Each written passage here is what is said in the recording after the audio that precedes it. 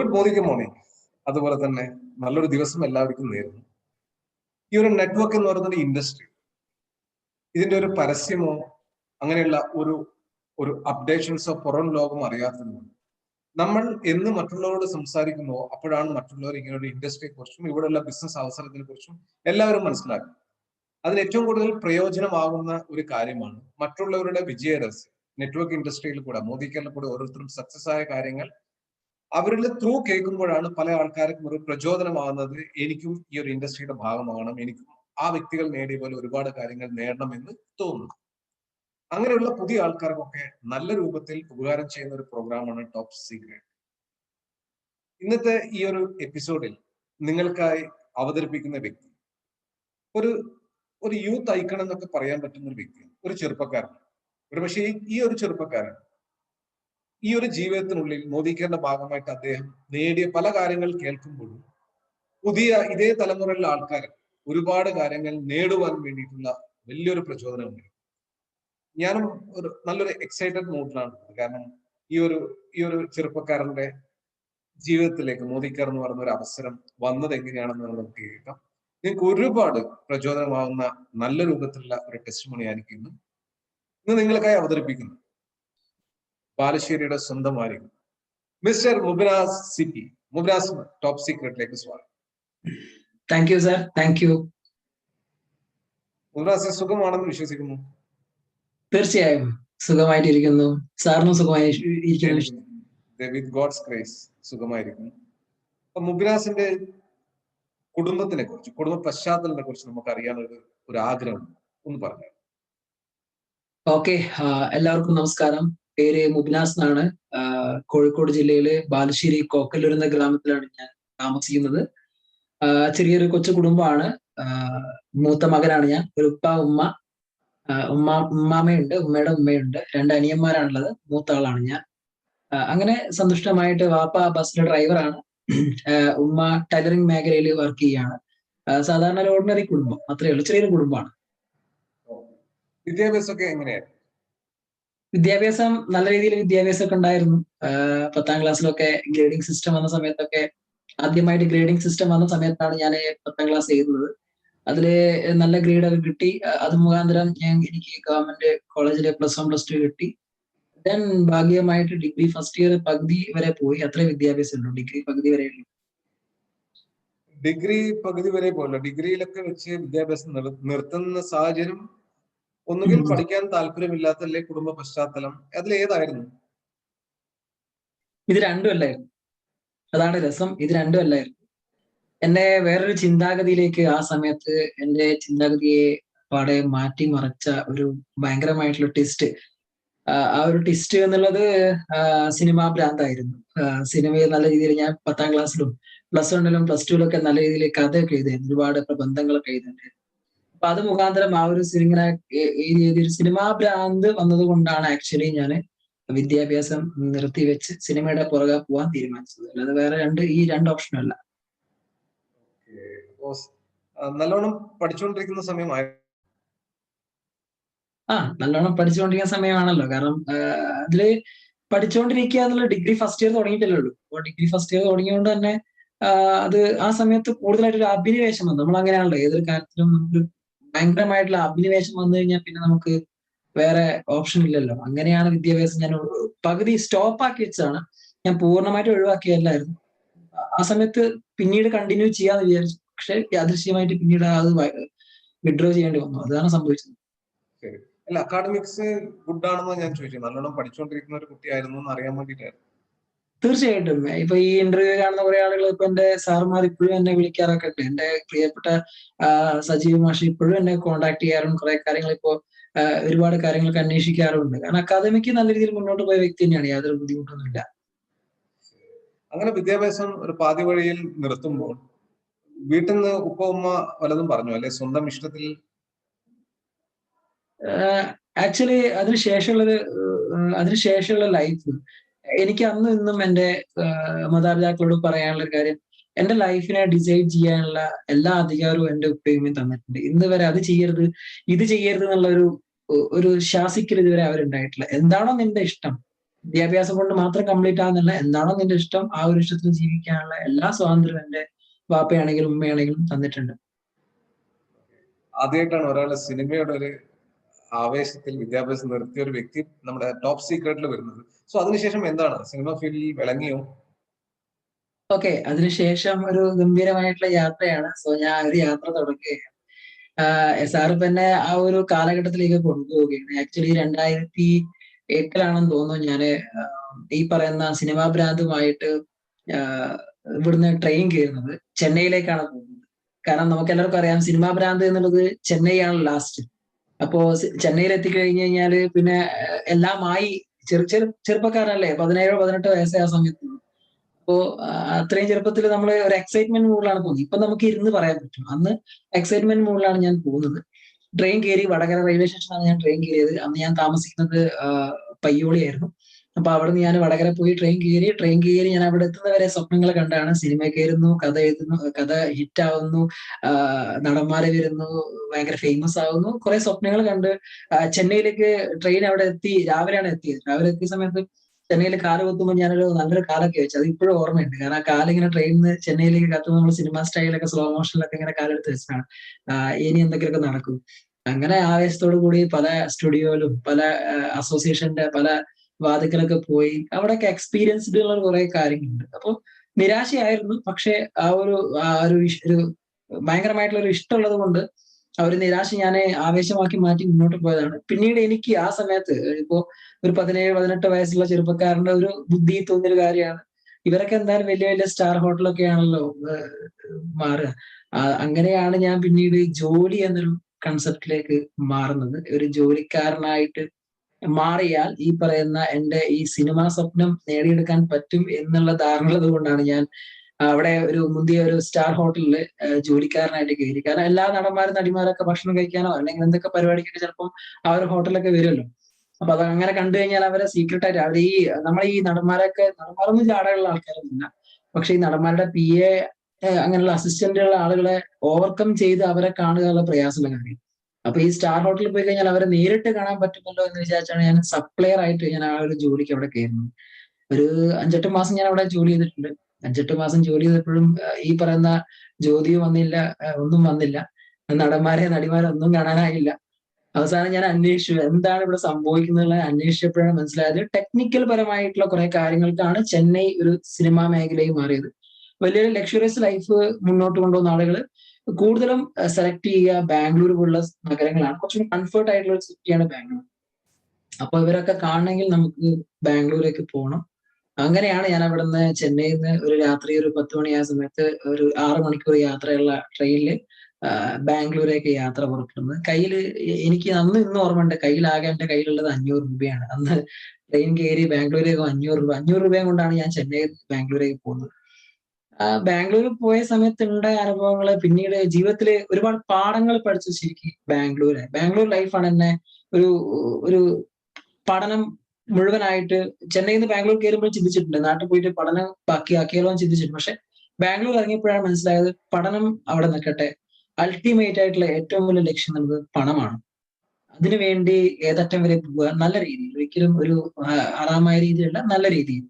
അങ്ങനെയാണ് ഞാൻ അവിടെ എന്റെ ഒരു സർട്ടിഫിക്കറ്റ്, +2 സർട്ടിഫിക്കറ്റ് ഉണ്ടല്ലോ, ആ സർട്ടിഫിക്കറ്റ് കൊണ്ട് ഞാൻ അവിടെ ഒരു ഐഡിയയുടെ കൂപ്പണിലൊക്കെ കയറി. അവിടെ റീചാർജ് കളക്ഷൻ, അതുപോലെ തന്നെ ഒരു റെസ്റ്റോറന്റിൽ കയറി. ചൈനീസ് റെസ്റ്റോറന്റ് ആണ്. ആ ചൈനീസ് റെസ്റ്റോറന്റ് ടൈമിംഗ് എന്നുള്ളത് 11 to 3, പിന്നെ വൈകിട്ട് 6 മണി മുതൽ രാത്രി 11 മണി വരെയൊക്കെയാണ്.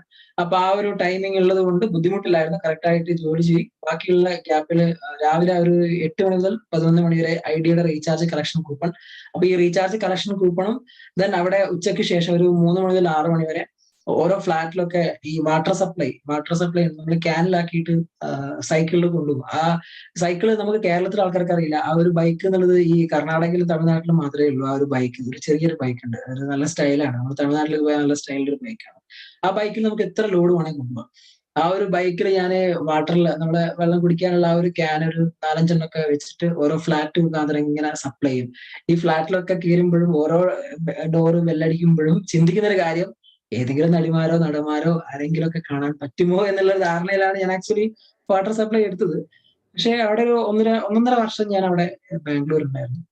അതിനുശേഷമാണ് പിന്നെ ഇതൊന്നും ശരിയാവില്ല, കാരണം നമുക്ക് ജീവിക്കണമെങ്കിൽ ഇതൊന്നും പോരാ, കാരണം എനിക്ക് എങ്ങനെ പോയി കഴിഞ്ഞാൽ ഒരു ദിവസം 500 രൂപ അവിടെ ഉണ്ടാക്കാൻ പറ്റും ബാംഗ്ലൂർ. അപ്പൊ വെറുതെ ഭയങ്കര എക്സ്പെൻസീവ് സിറ്റിയും അവിടെയാണ്. അങ്ങനെയാണ് തിരിച്ച് ഞാൻ നാട്ടിലേക്ക് വരുന്നത്. 2010 തോന്നുന്നു ഞാൻ നാട്ടിലേക്ക് തിരിച്ചു വരികയാണ്. നാട്ടിലേക്ക് തിരിച്ചു വന്ന സമയത്ത് ഭയങ്കര രസകരമായ കാര്യം എന്നുള്ളത് വെച്ച് 500 രൂപ കൂലി കിട്ടുന്ന എനിക്ക് 900 രൂപയുടെ ഒരു കൂലിപ്പണി ഓഫർ ചെയ്തു എന്റെ കാര്യമായ സുഹൃത്ത്. 900 രൂപ കിട്ടും, നീ എന്റെ കൂടെ പോയി വെറുതെ അവിടെ നിൽക്കേണ്ട, നാട്ടിലേക്ക് പോയി നമുക്ക് കൂടെ കല്ലിന്റെ പണിക്ക് പോവാം. അങ്ങനെയാണ് ഞാനിവിടെ തിരിച്ച് നാട്ടിലേക്ക് വരുന്നത്. നാട്ടിലേക്ക് വരുമ്പോൾ എനിക്ക് ഭയങ്കര വിഷമമുണ്ടായി, കാരണം വീട്ടുകാരെ അറിയരുത്. കാരണം വീട്ടുകാരെ അറിയുന്നത് ഉണ്ടായിട്ടില്ല. ഞാൻ ഓൾറെഡി ബാംഗ്ലൂരൊക്കെ പോയ സമയത്ത് വീട്ടുകാരെ ഭയങ്കര ആശ്വസിച്ചു, കാരണം ഇവന് 2-3 വർഷമായല്ലോ ഈ പഠനമൊക്കെ ഒഴിവാക്കിയിട്ട് അലച്ചിൽ. അപ്പൊ ഇവൻ ബാംഗ്ലൂരിൽ പോയപ്പോ സെറ്റ് ആയി എന്നുള്ളൊരു വിശ്വാസം അവർക്കുണ്ടായിരുന്നു. പിന്നീട് ബാംഗ്ലൂരിൽ നിന്ന് വീണ്ടും നമ്മള് ഈ പറയുന്ന തിരിച്ചു വരുമ്പോ ഉണ്ടാകുന്ന ഒരു ബുദ്ധിമുട്ട് അവർക്ക് സഹിക്കാനാവൂല എന്ന് കരുതിയിട്ട് ഞാൻ അത് മറച്ചു വെച്ചു. ഞാൻ ഇപ്പോഴും ബാംഗ്ലൂരിൽ തന്നെയാണ്. ആക്ച്വലി ഞാൻ ബാംഗ്ലൂർ നേരെ എന്ത് ചെയ്തു, കോഴിക്കോട് ജില്ലയിലെ കുറ്റ്യാടി എന്ന സ്ഥലത്ത് ജോലിക്ക് വേണ്ടി വന്നു. അവിടെ ഒരു ക്വാർട്ടേഴ്സിൽ നിന്ന് ജോലി ചെയ്ത് മുന്നോട്ട് പോയതാണ്. അപ്പോഴും വീട്ടുകാരുടെ വിചാരം ഞാൻ ബാംഗ്ലൂരാണ്. കാരണം നല്ല പൈസയുണ്ട്, ദിവസം 900 രൂപ കിട്ടുന്നു, കൂലിപ്പണിയാണ്. അവിടെ എനിക്ക് വളരെ ഇഷ്ടപ്പെട്ടുള്ള സ്ഥലമുണ്ട്, കുറ്റ്യാടി പെരുവണ്ണാമൊഴി ഡാം, കുറ്റ്യാടി ഡാം എന്ന് പറയും. അവിടെ ജാനകിക്കാട് ഭയങ്കര രസകരമായ സ്ഥലമാണ്. അപ്പൊ അവിടെ വൈകിട്ട് എപ്പോഴും പോയിട്ട് ഞങ്ങൾ കുളിക്കുകയും രാവിലെ ജോലിക്ക് പോവുകയും വൈകിട്ട് കുളിക്കുക, അങ്ങനെയുള്ള ഭയങ്കര രസമുള്ള ഒരു അനുഭവമായിരുന്നു. എന്റെ പ്രിയപ്പെട്ട ആശാൻ, എനിക്ക് ഒരു നല്ലൊരു ആശാൻ അവിടുന്ന് കിട്ടി, ബാബു എന്നാ വിളിക്കുക.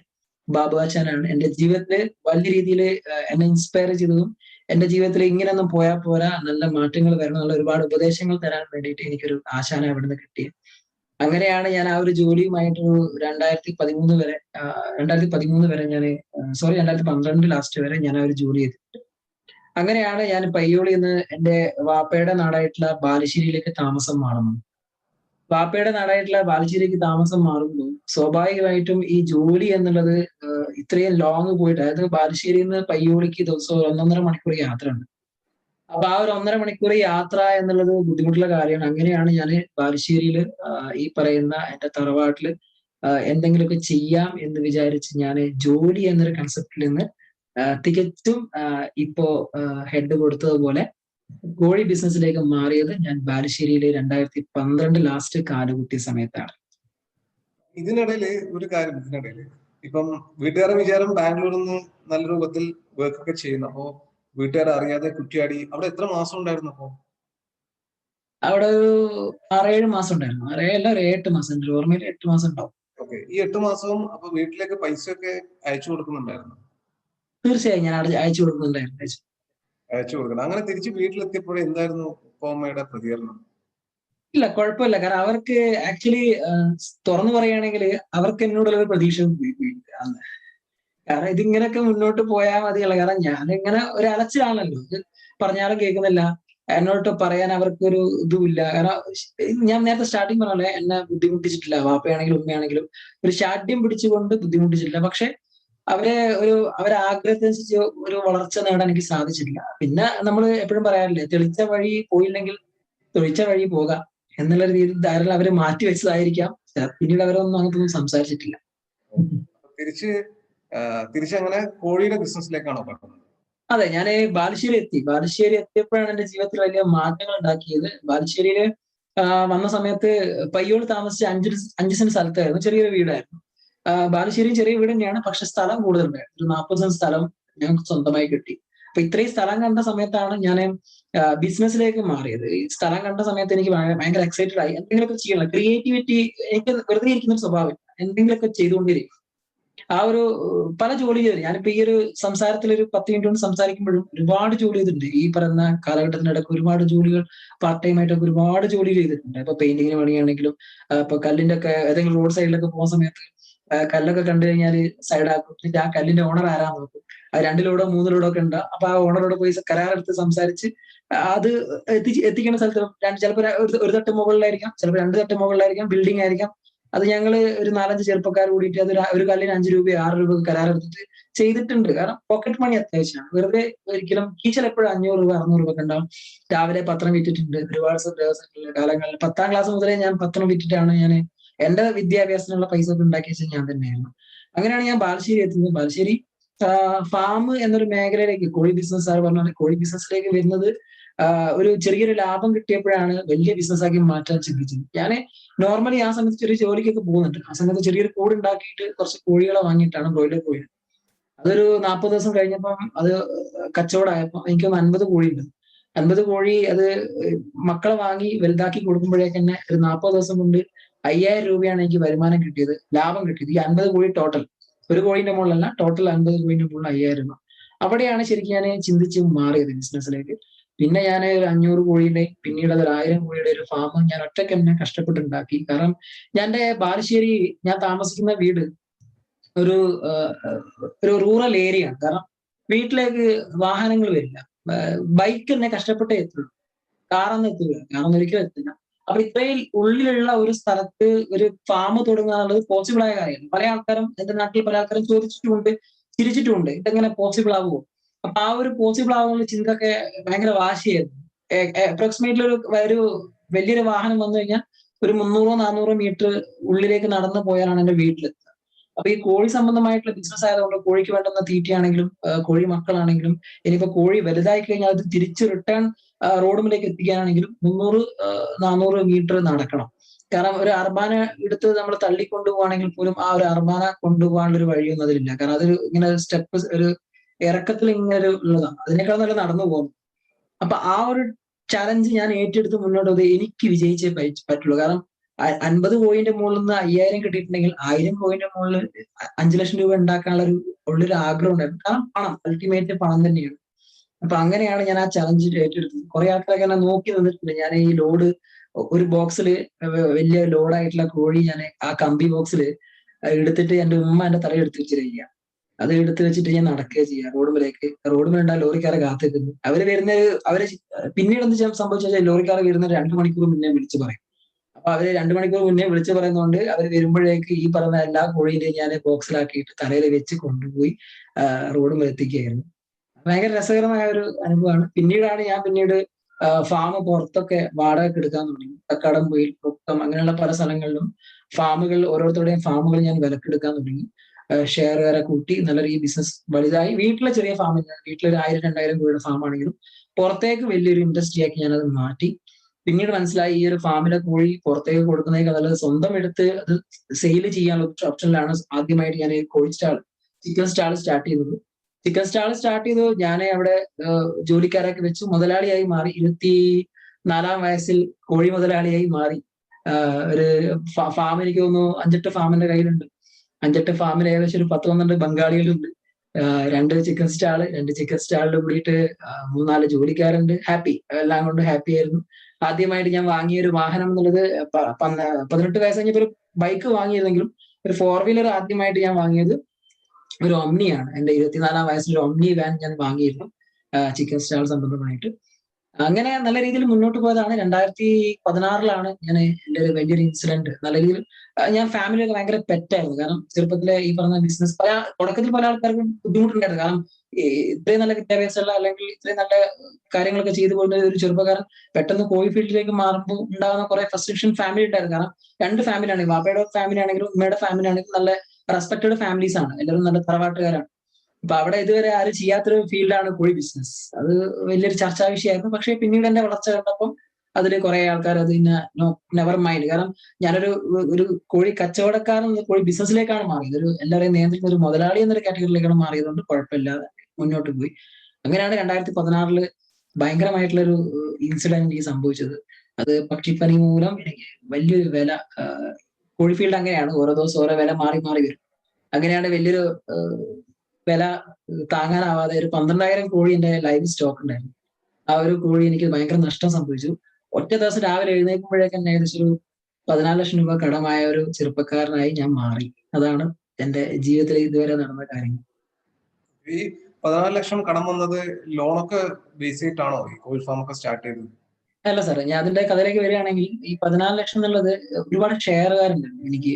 പുറത്തുള്ള ഫാമൊക്കെ ഞാൻ നല്ല രീതിയിൽ ബിസിനസ് മുന്നോട്ട് കൊണ്ടുപോകുമ്പോൾ നല്ല ബിസിനസ് ആയതുകൊണ്ട് ഒരുപാട് നല്ല ഫ്രണ്ട്സുകൾ, ഷെയറുകാർ എന്ന് വെച്ചാൽ പുറത്തുള്ള ആൾക്കാരല്ല, എന്റെ കൂടെ എന്റെ ചങ്കായി നിൽക്കുന്ന കുറെ ഫ്രണ്ട്സുകൾ തന്നെയാണ് ഷെയർ ആയിട്ട് വന്നത്. അപ്പോ ഇവരൊക്കെ, ഞങ്ങളൊക്കെ ഒരു കോഴീനെ നമ്മൾ വളർത്തി വലുതാക്കി എടുക്കണമെങ്കിൽ 40 ദിവസം വേണം. അപ്പൊ ആ 40 ദിവസം നമ്മൾ എക്സ്പെൻസ് നമ്മൾ കയ്യിൽ നിന്ന് എടുത്തിട്ടാണ് പൈസ ചിലവാക്കുക. അപ്പൊ ഷെയർ ആയിരുന്നൊക്കെ മൊത്തം പൈസ വാങ്ങിയിട്ട് ഒരു കോഴിക്ക് 140 രൂപയാണ് ചെലവ് വരിക, 41 ദിവസം വളർത്തി വലുതാക്കുമ്പോഴേക്കും. അപ്പൊ അത് 42ാം ദിവസം അത് വിൽക്കുന്ന സമയത്ത്, കാരണം 42 ദിവസം വിറ്റേ പറ്റുള്ളൂ. 40 ദിവസം കഴിഞ്ഞാൽ പിന്നെ കോഴിയുടെ എക്സ്പെൻസ് 10 ഇരട്ടിയായി മാറും. അത് ചത്തൊന്നും പോകില്ല, പക്ഷേ 10 ഇരട്ടിയായി മാറുകയും ചെയ്യും, തൂക്കം കൂടുകയില്ല. അപ്പൊ നഷ്ടമാണ്. അതുകൊണ്ട് എന്തായാലും കിട്ടുന്ന വിലക്ക് കൊടുത്തേ പറ്റുള്ളൂ. അപ്പൊ നമ്മൾ ചിലപ്പോൾ ഒരു 20 ലക്ഷം നമ്മൾ മുടക്കിയിട്ട് നമുക്ക് കയ്യിൽ കിട്ടിയത് 6 ലക്ഷം തിരിച്ചു. ബാക്കി 14 ലക്ഷം അങ്ങനെ മൈനസ് ആയി. ലോണൊന്നും ആ സമയത്ത് ഇല്ലായിരുന്നു. ലോണൊന്നും ഒരു വിഷയം ഉണ്ടായിട്ടില്ല. ലോൺ എടുക്കാനുള്ള കാരണം ഈ ഷെയറുകാർ, നമ്മൾ ബിസിനസ്സിലേക്ക് വരുമ്പം ലാഭം കിട്ടാൻ വേണ്ടി ഷെയറുകാരുണ്ട്, നഷ്ടം വന്നു കഴിഞ്ഞാൽ സഹിക്കാൻ തയ്യാറാണ് ഷെയറുകാർ. പക്ഷെ ഈ പണം എന്നൊരു സാധനം നമ്മളെ നല്ല ബന്ധങ്ങളെ കൊണ്ടുപോകാനും ബന്ധങ്ങളെ നശിപ്പിക്കാനും ശരിക്കും പണത്തിന് സാധിക്കും എന്നുള്ള ഒരു തിരിച്ചറിവ് എനിക്ക് എന്റെ 25ാം വയസ്സിലാണ് എനിക്ക് മനസ്സിലായത്. 24ാം വയസ്സിൽ. കാരണം ഈ ഒരു ബിസിനസ് ഫ്ലോപ്പ് ആയ സമയത്ത് ഒരാൾ എന്നെ താങ്ങി നിർത്തിയിട്ടില്ല. ഈ ഷെയറുകാരായിട്ടുള്ള ഫ്രണ്ട്സ് ഒക്കെ പറഞ്ഞു, ഞങ്ങളെ പണം തിരിച്ചു വരണം, നീ എന്ത് വേണം ആക്കിയാൽ കുഴപ്പമില്ല. അങ്ങനെ ഭയങ്കര ഇഷ്യൂസ് ഒക്കെ ഉണ്ടായി. കാരണം ഭയങ്കര ഇഷ്യൂസ്, ചെറിയ ഇഷ്യൂസ് അല്ല, ഭയങ്കര ഇഷ്യൂസ് തന്നെയായിരുന്നു. ആ ഇഷ്യൂസ് എന്നുള്ളത് ശരിക്കും എന്റെ വീട്ടിൽ വന്നിട്ട് എന്റെ കാര്യമായ സുഹൃത്തുക്കൾ, എന്റെ വീട്ടിലേക്ക് സുഹൃത്തുക്കൾ വരുമ്പോൾ ഉപ്പയും ഉമ്മയും എന്താ വിചാരിക്കുക, അവനെ കാണാൻ വേണ്ടി വരികയാണ്. വീട്ടിലേക്ക് കയറി വന്ന് ഞാൻ ഉറങ്ങി നിർത്തുന്ന എന്റെ മുഖത്തടിച്ചിട്ട് പ്രശ്നം ഉണ്ടാക്കിയ എന്റെ കാര്യമായ സുഹൃത്തുക്കളൊക്കെയാണ്. ഞാൻ കിടന്നുറങ്ങിയായിരുന്നു. പൈസയുടെ പേരിലൊക്കെ ഒരുപാട് പ്രശ്നങ്ങളൊക്കെ വീട്ടിൽ വന്ന് ഒരുപാട് ആൾക്കാർ പ്രശ്നങ്ങൾ ഉണ്ടാക്കിയിട്ടുണ്ടായിരുന്നു. അങ്ങനെയാണ് അവസാനം ഗതിയില്ലാതെ അവസാനം വീടിന്റെ ആധാരം 40 സെന്റ് സ്ഥലം ഉണ്ടല്ലോ, വീടിന്റെ ആധാരം കൊണ്ടുപോയി ബാങ്കിൽ വെക്കുന്നു. ബാങ്കിൽ നിന്ന് അങ്ങനെയാണ് ഞാൻ ലോൺ എടുക്കുന്നത്. ലോൺ എടുത്തത് കടം വീട്ടാൻ വേണ്ടിയിട്ടാണ്. ബാങ്കിൽ നിന്ന് ലോൺ എടുത്ത് ഞാൻ ഈ പറഞ്ഞ ഷെയർ അത് മൊത്തം പൈസ എടുത്ത് കൊടുത്ത് കടം വീട്ടി ലോണും ഇട്ട് ഞാൻ അവസാനം ചെയ്തു. കാരണം ലോൺ ഇട്ടപ്പോ സമയത്ത് ഒരു ജോലി വേണമല്ലോ. ആ ഒരു ജോലി തേടിയപ്പോഴാണ് മനസ്സിലായത് നല്ല ജോലി എന്നുള്ളത് ഡ്രൈവറാണ്. കാരണം ഞാൻ നല്ല ഡ്രൈവർ കൂടിയാണ്. ഞാൻ ഈ പറഞ്ഞ യാത്രയിൽ ഞാൻ ഒരുപാട് ഡ്രൈവിംഗ് മേഖലയിൽ ഒരുപാട് മുന്നോട്ട് പോയിട്ടുണ്ട്. എന്റെ 18ാം വയസ്സിൽ തന്നെ ഞാൻ ലൈസൻസ് എടുത്തിട്ടുണ്ട്. 21ാം വയസ്സാകുമ്പോഴേക്കും ഞാൻ ഹെവി എടുത്തിട്ടുണ്ട്. കാരണം എന്റെ വാപ്പ പാരമ്പര്യമായി ഞങ്ങൾ ഡ്രൈവർ ഫാമിലിയാണ്. വാപ്പ ടൂറിസ്റ്റ് ബസ്സിൽ ഡ്രൈവറാണ്. അപ്പൊ അങ്ങനെയാണ് ഞാൻ ഈ ലോൺ കിട്ടിയ ശേഷം ഈ കടക്കാരുടെ പ്രശ്നങ്ങളൊക്കെ മാറിയ ശേഷം ഈ ലോണിന്റെ പൈസ അടക്കണമെങ്കിൽ മാസം 30,000 രൂപ വേണം. 30,000 രൂപ ലോൺ അടയ്ക്കാൻ വേണ്ടി ഉണ്ടാക്കണം. അപ്പൊ ഞാൻ ചിന്തിച്ചത് നല്ലൊരു വരുമാനമുള്ള ഒരു ജോലി സംഘടിപ്പിക്കണം. അങ്ങനെയാണ് ഞാൻ കോഴി വണ്ടിയിലെ ലോറിയിലെ ഡ്രൈവറായിട്ട് എനിക്ക് ബാലുശ്ശേരി കിട്ടുന്നത്. ബാലുശ്ശേരി ഒരു ചന്തയിലെ അഷ്റഫ് ഖാ, ഞാൻ അന്നൊന്നും ബഹുമാനിക്കുന്ന ഒരു വ്യക്തിയാണ്. അഷ്റഫ് ഖയാണ് എന്നോട് പറഞ്ഞത് ഡ്രൈവറായിട്ട് കയറിക്കോളും. അങ്ങനെയാണ് ഡ്രൈവറായിട്ട് കയറിയത്. 1,500 രൂപ എനിക്ക് ദിവസം കിട്ടുമായിരുന്നു. അതായത് മാസം ഒരു 45,000 രൂപ. പക്ഷെ അതിന് പ്രശ്നം എന്താ വെച്ചാൽ രാത്രി പോണം, രാവിലെ എത്താൻ പറ്റുള്ളൂ. രാത്രി ഇവിടുന്ന് നമ്മള് ബാലുശ്ശേരി പുറപ്പെട്ട് പാലക്കാടോ കോയമ്പത്തൂരോ ഒക്കെ പോയിട്ട് കോഴി ലോഡ് ചെയ്ത് രാത്രി തന്നെ തിരിച്ചു വരണം. ഉറക്കൊഴിഞ്ഞുള്ള ജോലിയാണ്, രാവിലെയാണ് വീട്ടിലെത്തുക. അപ്പൊ രാവിലെ വന്നിട്ടാണ് ഞാൻ വീട്ടിൽ കിടന്നുറങ്ങുന്നത്. ഇങ്ങനെയാണ് എന്റെ ലൈഫ് മുന്നോട്ട് പോയത്. ഈ ഒരു സാഹചര്യത്തിലാണോ മോദിക്ക് എന്ന് പറഞ്ഞ ആശയം കേൾക്കാൻ ഇടയായത്? തീർച്ചയായും സാർ. ഈ സമയത്താണ് ഞാൻ മോദി കെയർ എന്നൊരു ആശയം കേൾക്കാൻ ഇടയാനുള്ള കാരണം. ഈ സമയത്താണ് ഈ കാര്യങ്ങൾ നടക്കുന്നത് 2017-ലാണ്. 2017 ഞാൻ ഈ ജോലിക്കൊക്കെ പോയി നല്ല രീതിയിൽ മുന്നോട്ട് പോകും. കാരണം ലോണൊക്കെ അടച്ചു പോകുന്നു. കാരണം മാസം മാസം 30,000 റുപ്യയിലെ ലോണുള്ളൂ, അടവുള്ളൂ. ബാക്കിയുള്ള 15,000 റുപ്യന്റെ എക്സ്പെൻസ് ആണ്, എന്റെ സേവിങ്സ് ആണ്. എല്ലാ ദിവസവും ജോലി ഉണ്ടാവും. കാരണം നമുക്കറിയാം ഏത് ലക്ഷറിയസ് ലൈഫുള്ള ആൾക്കാരാണെങ്കിലും ചിക്കൻ ഇല്ലാത്ത ഒരു പ്രോഗ്രാം ഉണ്ടാവില്ല. അതുകൊണ്ട് തന്നെ എല്ലാ നാട്ടിലും ചിക്കൻ ആവശ്യമുള്ളതുകൊണ്ട് നമുക്ക് എപ്പോഴും സപ്ലൈ ഉണ്ട്. ഞാൻ ഡ്രൈവറായി പോയാൽ മതി. അപ്പൊ ആ സമയത്താണ് ഞാൻ ഇങ്ങനെ ചിന്തിക്കാറുണ്ട് സാറേ, സാർ ചോദിച്ച പോലെ നമ്മൾ ജോലി ചെയ്യുന്നു, കടം തീർക്കുന്നു, ജോലി ചെയ്യുന്നു, കടം തീർക്കുന്നു എന്നുള്ളത് സേവിങ്സ് ഇല്ലല്ലോ. ഒരുപാട് രാത്രികളിലൊക്കെ ഞാനിങ്ങനെ ഉറക്കൊഴിഞ്ഞ് ഡ്രൈവറായിട്ട് ഇങ്ങനെ ലോറിയും കൊണ്ട് പോകുമ്പോൾ എന്റെ കൂടെ ഈ തൊഴിലാളികൾ ഉണ്ടാവാം. അവരൊക്കെ കിടന്നുറങ്ങും. കാരണം അവരുടെ ഡ്യൂട്ടി എന്നുള്ളത് ലോഡ് ചെയ്യാനുള്ള ഡ്യൂട്ടിയാണ്. പിന്നെ തിരിച്ച് യാത്ര ഉറപ്പോഴും അവർക്ക് കിടന്നുറങ്ങാം. ഞാൻ ഒറ്റയ്ക്ക് മാത്രം ഇങ്ങനെ ഉറക്കൊഴിഞ്ഞ് വണ്ടി ഓടിക്കുക ചെയ്യും. അപ്പൊ ഈ ഉറക്കൊഴിഞ്ഞ് ഇങ്ങനെ ഒറ്റയ്ക്ക് നമ്മൾ ഒറ്റക്കാണ് ഇങ്ങനെ യാത്ര ചെയ്യുന്നത്. എനിക്ക് മലപ്പുറത്ത് ആ ഒരു നാഷണൽ പാലക്കാട് ടു മലപ്പുറം രാമനാട്ട് ആ ഒരു ബൈപ്പാസ് ഒക്കെ എന്നും എന്റെ മനസ്സിൽ പാടാണ്. കാരണം ഞാൻ ആ രാത്രി അതിലൂടെ വരുന്ന സമയത്ത് ഒരാളും ഉണ്ടാവില്ല, കുറച്ച് ലോറിക്കാരെ മാത്രമേ. അപ്പൊ ഈ ഒറ്റയ്ക്ക് ഇത് എങ്ങനെ പോയാൽ ശരിയാവും? കാരണം സേവിങ്സ് ഇല്ലല്ലോ. ജോലി ചെയ്ത് കടം തീർക്കുന്നത് എപ്പോഴാ തരിക? എങ്ങനെങ്കിലും ഗൾഫിൽ പോയാൽ എങ്ങനെ ഉണ്ടാവും? അങ്ങനെയാണ് ഞാൻ ഗൾഫിൽ പോകാൻ വേണ്ടിയുള്ള കുറെ പ്ലാൻ ചെയ്യുന്നത്. ഗൾഫിൽ പോകാൻ പ്ലാൻ ചെയ്ത സമയത്ത് നടന്നില്ല. കാരണം ആരോഗ്യപരമായിട്ടുള്ള ബുദ്ധിമുട്ടും കുറെ കാര്യങ്ങളൊക്കെ ഉണ്ടായതുകൊണ്ട് ഗൾഫിൽ പോക്ക് നടന്നില്ല. പക്ഷെ എന്റെ ഫാമിന്റെ ആ ഒരു ഇഷ്യൂസ് മുഖാന്തരം എനിക്ക് കാര്യമായ സുഹൃത്തുക്കളൊക്കെ എന്നെ ഒഴിവാക്കി. കാരണം അവരൊക്കെ ആയിരുന്നു ഷെയർ വാങ്ങി, അവരൊക്കെ എന്നെ ഒറ്റപ്പെടുത്തി, ഇവരൊന്നും ശരിയാവില്ല.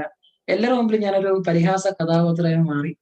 അങ്ങനെയാണ് ഈ യാദൃശ്യമായിട്ട് സാറ് ചോദിച്ചാല് മോദി കെയർ, എന്റെ അയൽവാസിയായിട്ടുള്ള ഒരു ചേച്ചി സ്മിത മേഡം, സ്മിത മേഡമാണ് ഞാനൊരു 2 മണിയായ സമയത്ത് വീട്ടിൽ കിടന്ന് ഉറങ്ങുകയാണ്. രാവിലെ വന്ന് കിടന്ന് ഉറങ്ങുകയാണ്. അങ്ങനെയാണ് ഞാൻ മോദിക്കർ എന്നൊരു അവസരം 2 മണിക്ക് നട്ടുച്ച 2 മണിക്കാണ് ഞാൻ ആദ്യമായിട്ട് മോദിക്കർ എന്നൊരു വാക്ക് കേൾക്കുന്നത്. എനിക്ക് ഇന്നും ഓർമ്മയുണ്ട്. 2017 ഒരു നവംബർ മാസം 23-ാം തീയതിയാണ് ഞാൻ ആക്ച്വലി മോദി കെയർ എന്നൊരു പേര് ഞാൻ ആദ്യമായിട്ട് കേൾക്കുന്നത്. മോദിക്ക് അങ്ങനെ ഒരു ആശയം കേട്ട സമയത്ത് മുബിനാസ് എന്താ തോന്നിയത്? കാരണം മുബിനാസ് ജീവിതം മുന്നോട്ട് പോകുന്നില്ല, ഗൾഫിലൊക്കെ പോകാൻ വിചാരിച്ചിരിക്കുന്ന സമയത്താണ് ഇങ്ങനെ ഒരു ആശയം വരുന്നത്. അപ്പൊ ആ സമയത്ത് എന്താ തോന്നിയത് ശരിക്കും? ഒരുപാട് ഇപ്പൊ സാർ ചോദിച്ച പോലെ അതിന് ഒരുപാട് ബാക്കിൽ ഒരുപാട് കാര്യങ്ങൾ എന്ന് വെച്ചാൽ, ഒന്നാമത് ഞാൻ ഈ മോദിക്കർ അവസരം കേൾക്കുന്നത് ശരിക്കും പറയുകയാണെങ്കിൽ എന്നെ പെട്ടെന്ന് ഞാൻ ഉറങ്ങുന്നിടത്ത് എന്നെ പെട്ടെന്ന് വിളിക്കുകയാണ് 2 മണിക്ക്. മുബിനാസ് എവിടെയാണല്ലോ ചോദിച്ചു. ചേച്ചി വിളിച്ചു. അപ്പൊ ഞാൻ പറഞ്ഞു ഞാൻ വീട്ടിലുണ്ട്, ഞാൻ ഉറങ്ങുകയാണ്, ഞാൻ എണീറ്റേ ഉള്ളൂ, എന്തേന്ന് ചോദിച്ചു. പെട്ടെന്ന് മുബിനാസ് ഒന്ന് വീട്ടിലേക്ക് വരണം, ഒരാവശ്യമുണ്ട്. അപ്പൊ ഞാൻ പെട്ടെന്ന് ആ ഒരു ഫോൺ കോൾ പെട്ടെന്ന് ഞാൻ വിചാരിച്ചു വേറെ എന്താ എമർജൻസി ആണെന്ന് വിചാരിച്ചു. ഞാൻ പെട്ടെന്ന് ഒരു കള്ളി ലൊങ്കി ഒരു ബനിയനൊക്കെ ഇട്ട് ഇറങ്ങി ഓടിയതാണ്. ചെരുപ്പ് പോലും ഇട്ടിട്ട് എനിക്ക് സംശയമുണ്ട്. ഞാൻ ഇറങ്ങി ഓടി. ഞാൻ ആ കോലായിലേക്ക് എത്തുമ്പോൾ ആ കോലായില് 2 കഥാപാത്രങ്ങൾ അവിടെ ഇരിക്കുന്നുണ്ട്. കുറെ പ്രൊഡക്റ്റ് ഇങ്ങനെ ഇരുത്തിയിൽ ഇങ്ങനെ നിരത്തി വെച്ചിട്ടുണ്ട്. ഈ എന്നെ വിളിച്ച കഥാപാത്രവും അവിടെ ഇങ്ങനെ ഇരിക്കുന്നുണ്ട്. അപ്പൊ ദൂരെന്ന് ഞാൻ തീരുമാനിച്ചു, ഓഹോ തീർന്നു, ഇത് മാർക്കറ്റിംഗ് ആണെന്ന് തോന്നുന്നു. കാരണം നമ്മളെ കേരളത്തിലെ പ്രത്യേകിച്ച് ആൺകുട്ടികളെയും പെൺകുട്ടികളെയും നമ്മൾ ഈ പറഞ്ഞ എന്റെ കാറ്റഗറിയിലുള്ള ആളുകൾ നെറ്റ്വർക്ക് മാർക്കറ്റിംഗ് അല്ലെങ്കിൽ ഇങ്ങനെയുള്ള മാർക്കറ്റിംഗ് സിസ്റ്റം വരുമ്പം ഒരു മുഖം ചൂളിക്കുന്ന സ്വഭാവമുണ്ട്. ആ ഒരു സ്വഭാവത്തിൽ ഞാനും ആ ഒരു സാഹചര്യത്തിൽ ജീവിച്ചത് കൊണ്ട് എനിക്കും വേറെ ഓപ്ഷൻ ഒന്നും ഇല്ല. സാറ് പറഞ്ഞ പോലെ മുതിക്കൽ നേരിട്ടൊന്നല്ല, ഇങ്ങനെയാണ് ഞാനും വന്നത്. അപ്പൊ ഞാൻ അവിടെ പെട്ടുപോയല്ലേ. ഞാനിങ്ങനെ പിന്നെ അതുവരെ ഓടി ഞാൻ സ്ലോ ആയിട്ടാണ് ഇങ്ങനെ കൈ ബാക്കിൽ കെട്ടി ഇതിനാണോ വിളിച്ചത് എന്നുള്ളൊരു ധാരണയിലൊക്കെ ഞാനിങ്ങനെ അവിടുത്തെ പോയി. അപ്പോ അവിടെ ഇരിക്കുന്നത് അമൃതവല്ലി ചേച്ചിയും അവരുടെ ഹസ്ബൻഡ് അശോകേട്ടനാണ്. അശോകേട്ടൻ അടുത്ത് മരിച്ചു. അപ്പൊ അവർ രണ്ടുപേരാണ് ഇരിക്കുന്നത്. അവർ പറഞ്ഞു എന്താ പേര് വെച്ചു. ഞാൻ പറഞ്ഞു ബിനാസ്. എന്താ ജോലി? ഞാൻ ഇങ്ങനെ ഡ്രൈവറായിട്ട് പോവുകയാണ്. ഞങ്ങൾ ഇങ്ങനെ ഒരു കമ്പനിയിൽ വരികയാണ്. ഞങ്ങൾ കാര്യമായ സുഹൃത്താണ് ഈ ചേച്ചി. അപ്പൊ അവരെ കാണാൻ വന്നപ്പോഴാണ് പറഞ്ഞ ഇങ്ങനെ ഒരു കടമായിട്ട് നിൽക്കുന്ന ഒരു വ്യക്തിയുണ്ട്, ഒന്ന് കാണാന്ന് വിചാരിച്ചു. നല്ലൊരു അവസരമാണ്, ബിസിനസ്സാണ്, നല്ല കമ്പനിയാണ്, രക്ഷപ്പെടാൻ പറ്റും മോനെ കണ്ടപ്പോ ഞങ്ങൾക്ക് വിശ്വാസമായി. ഞാൻ പറഞ്ഞു ഇതൊക്കെ ഒരുപാട് ഞാൻ കേട്ടതാണ്, ഞാൻ ഇങ്ങനെ ഒരുപാട് കേട്ടതാണൊക്കെ. കാരണം നമ്മൾ ചെറുപ്പത്തിലേ കേൾക്കുന്നുണ്ട്. കാരണം എനിക്ക് ഒരുപാട് ഇരകൾ ഞാൻ തന്നെ ഇരയായിട്ടുണ്ട്.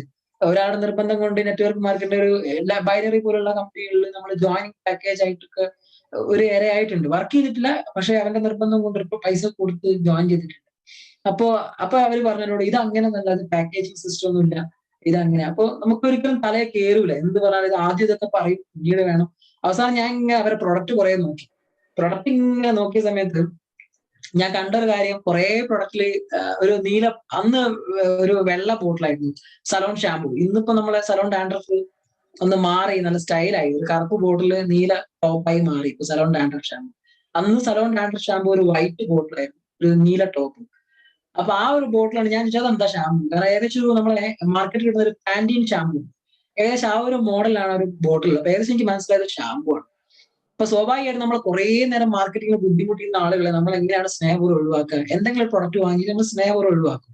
അങ്ങനെയാണ് ഞാൻ ആദ്യമായിട്ട് മോദി കെയറിന്റെ സലോൺ ഡാൻഡ്രഫ് ഷാമ്പു എന്നുള്ള ഒരു ഷാമ്പു ഞാൻ പറഞ്ഞു ഈ ഷാമ്പു എന്താ. അപ്പൊ 200 സംതിങ് രൂപയാണ് അന്ന്. അപ്പൊ ഓക്കെ, ഈ ഷാമ്പു ഞാൻ വാങ്ങാം, നിങ്ങൾ വന്നാലും വന്നില്ലെങ്കിലും എനിക്ക് എന്തായാലും അത്യാവശ്യമായിട്ടുള്ള സാധനമാണ് ഈ ഷാമ്പു. കാരണം താരം നല്ല ഇഷ്യൂ ഉണ്ട്. കാരണം ഞാൻ കോഴി ഫാമിലൊക്കെ വണ്ടി എടുത്ത് പോകുന്നുണ്ട്, ഒരുപാട് പൊടി അടിക്കുന്നുണ്ട്, താരം വലിയ ഇഷ്യൂ ആണ്. നിങ്ങൾ എന്തായാലും വന്നതല്ലേ, നമുക്ക് പിന്നീട് സംസാരിക്കാം. എന്തോ ഒരു ഭാഗ്യത്തിന് അവരുടെ നമ്പറൊക്കെ അവിടെ ഉണ്ടായിരുന്നു. ഞാൻ ആ ഷാമ്പു വാങ്ങിയിട്ട് തിരിച്ചു പോയതാണ് സാറേ. ആ ഷാമ്പു ആണ് ടിസ്റ്റ് ആയത്. Shampoo okay. അപ്പൊ ഷാമ്പു യൂസ് ചെയ്ത് താരം പെട്ടെന്ന് തന്നെ പോയോ? എങ്ങനെയാണ് അത് ഷാമ്പു സ്ട്രൈക്ക് ആയത്? അത് നല്ലൊരു പരസ്യമാണ്. കാരണം സലോൺ ഡാൻഡ്രഫ് ഷാമ്പു ഒറ്റ ദിവസം കൊണ്ട് പോയതല്ല. എനിക്കൊരു സ്വഭാവമുണ്ട്. ഞാൻ വീട്ടിലെത്തി കഴിഞ്ഞാല് ഞാൻ വീട്ടില് ഒരു പെറ്റാണല്ലോ, മൂത്താളാണല്ലോ. ഞാൻ എത്ര വയസ്സാണെങ്കിലും ഞാൻ എന്റെ ഉമ്മയുടെ മുമ്പിൽ എപ്പോഴും ചെറിയ കൊച്ചുമോൻ തന്നെയാണ്. അപ്പൊ ഞാൻ എപ്പോഴും വീട്ടിലെത്തി കഴിഞ്ഞാല് ഉമ്മയുടെ മടിയിൽ പോയി കിടക്കും, TV കാണാൻ വേണ്ടിയാണ്. ഉമ്മയുടെ മടിയിൽ പോയി ഉമ്മ പറയും ഉമ്മ ഒന്ന് തല ചൊറിഞ്ഞാൽ മതി. അപ്പൊ ഉമ്മ ഇങ്ങനെ നല്ല രസമാണ്, ഉമ്മാനെ ഇങ്ങനെ തല ഇങ്ങനെ മസാജ് ചെയ്യും. കാരണം ആക്ച്വലി തല ചൊറിഞ്ഞിട്ടാണ് കാരണം. അപ്പൊ ഞാൻ ഈ ഷാമ്പു ദിവസവും ഉപയോഗിക്കില്ലല്ലോ, വല്ലപ്പോഴൊക്കെ ഉപയോഗിക്കും. ഒരു 1-2 ആഴ്ച, എനിക്കൊരു ഓർമ്മ കൃത്യമായ ഓർമ്മയില്ല, 1-2 ആഴ്ച സമയം കഴിഞ്ഞപ്പോഴാണ് എന്നോട് ഉമ്മ ചോദിച്ചത് നിനക്ക് ഇപ്പൊ ഈ ശീലമൊന്നും ഇല്ലേ, തലചൊറിയേണ്ട ശീലമൊന്നും ഇല്ലേ എന്ന് വെച്ചു. അപ്പൊ ഞാൻ ചിന്തിച്ച, അതുവരെ ഞാൻ ചിന്തിച്ചില്ല സാറേ. കാരണം സാധാരണ ഈ താരന്റെ വിഷയങ്ങളിൽ എനിക്ക് ഭയങ്കര ചൂസിലായിരുന്നു. അപ്പൊ ഞാൻ പറഞ്ഞു ശരിയാണല്ലോ, ഞാനിപ്പോ ആ സ്വഭാവം മാറി, ഞാൻ പോലും അറിയാതെ ആ സ്വഭാവം മാറി. അപ്പൊ ഞാൻ മങ്ങളൊന്ന് ടോർച്ച് അടിച്ച് മുടിയിലേക്ക് നോക്കി താരനുണ്ടോ നോക്കിയെന്ന്. പൊടി എന്തേ ഉണ്ടായിരുന്നു, നോക്കിയപ്പോ ഒന്നുമില്ല, കംപ്ലീറ്റ് ക്ലീൻ. അതായത് ഒരു 2-3 ആഴ്ച ആയിട്ട് ഉണ്ടാവും ക്ലീൻ. അപ്പൊ ഭയങ്കര എക്സൈറ്റഡ് ആയി ഞാൻ. കാരണം ഭയങ്കരമായിട്ടുള്ള എക്സൈറ്റഡ് ആയി. അങ്ങനെയാണ് ഞാൻ ഈ ചേച്ചിയെ ഞാൻ അങ്ങോട്ട് വിളിക്കുന്നത്. നിങ്ങൾ തന്നൊരു പ്രൊഡക്റ്റ് ഉണ്ടല്ലോ, അത് അടിപൊളി പ്രൊഡക്റ്റ് ആണ്, ഒന്നും പറയാനില്ല. അപ്പോഴാണ് അവർ പറഞ്ഞത് ഇങ്ങനെ ഒരു മീറ്റിംഗ് ഉണ്ട് ബാലുശ്ശേരിയിൽ, ഒന്ന് വന്ന് പങ്കെടുക്കും. ഞാൻ പറഞ്ഞു മീറ്റിംഗ് ഞാൻ വരില്ല സാറേ, മാഡം ഒന്നും വിചാരിക്കുക. അപ്പൊ അങ്ങനെ പറഞ്ഞാൽ പറ്റില്ല, ഇങ്ങനെയൊക്കെ എല്ലാവരും പറയുക, എന്താ നിങ്ങൾ വന്ന് അവരെ പിടിച്ച പിടിയാൽ എന്നെ പിടി. അപ്പൊ അവസാനം എനിക്ക് തോന്നി, കാരണം നമ്മള് ഏറ്റവും വലിയൊരു ഇഷ്യൂ, ധാരണയ്ക്ക് വലിയൊരു ഇഷ്യൂ ആയിരുന്നു, അത് മാറ്റിയ ഒരാളാണ്, എന്തായാലും അവരുടെ ക്ലാസ്സിന് പോയി കേൾക്കാം. അങ്ങനെ ക്ലാസ് കേൾക്കാൻ വേണ്ടി ഞാൻ ബാലുശ്ശേരി പോയത്. ഇന്നും ആ ബാലുശ്ശേരിയിലെ ക്ലാസ് ഇന്നൊരു ഓർമ്മ വരാൻ കാരണം എന്ന് വെച്ചാൽ, അന്ന് ക്ലാസ് എടുക്കുന്നത് ഒരു 160 ആളുകൾ ആ ഒരു പ്രോഗ്രാമിലുണ്ട്. ഞാൻ ആ ഒരു വേദിയിലേക്ക്, അതായത് ആ ഒരു ഓഡിറ്റോറിയത്തിലേക്ക് ഞാൻ സ്റ്റെപ്പ് കയറി പോകുമ്പോഴേക്ക് എന്റെ മനസ്സിന്റെ കൺട്രോൾ പോയി. കാരണം ഞാൻ കയറി പോകുന്ന ഒരു കള്ളി ലുങ്കിയൊക്കെ എടുത്തിട്ടാണ്. എന്റെ വേഷം എന്നുള്ള ഒരു കള്ളി ലുങ്കിയും ഒരു സാധാരണ ഒരു ഫുൾ കൈ ഷർട്ട് ഇങ്ങനെ മടക്കി വെച്ച ഒരു വേഷമാണ്. സാധാരണ നമ്മളൊരു കോഴിക്കാരനാണല്ലോ, മീൻസ് നമുക്ക് അത് മതി, വലിയ സ്റ്റൈൽ ആക്കണ്ടല്ലോ, അത്ര മതി, നോർമൽ ജീവിതമാണ്, ഒരു ജാടയൊന്നുമില്ല. അപ്പൊ ആ സ്റ്റെപ്പ് കയറി പോകുമ്പോഴേക്ക് എന്നെ കാണുന്നത് കുറെ കോട്ടും സൂട്ടിട്ട് ആളുകളൊക്കെ ഇങ്ങനെ സ്റ്റേജിലിരുന്ന് ഇങ്ങനെ ഫോൺ ചെയ്യുന്നു, ഓരോരുത്തർക്ക് ഇൻവൈറ്റ് ചെയ്യുന്നു.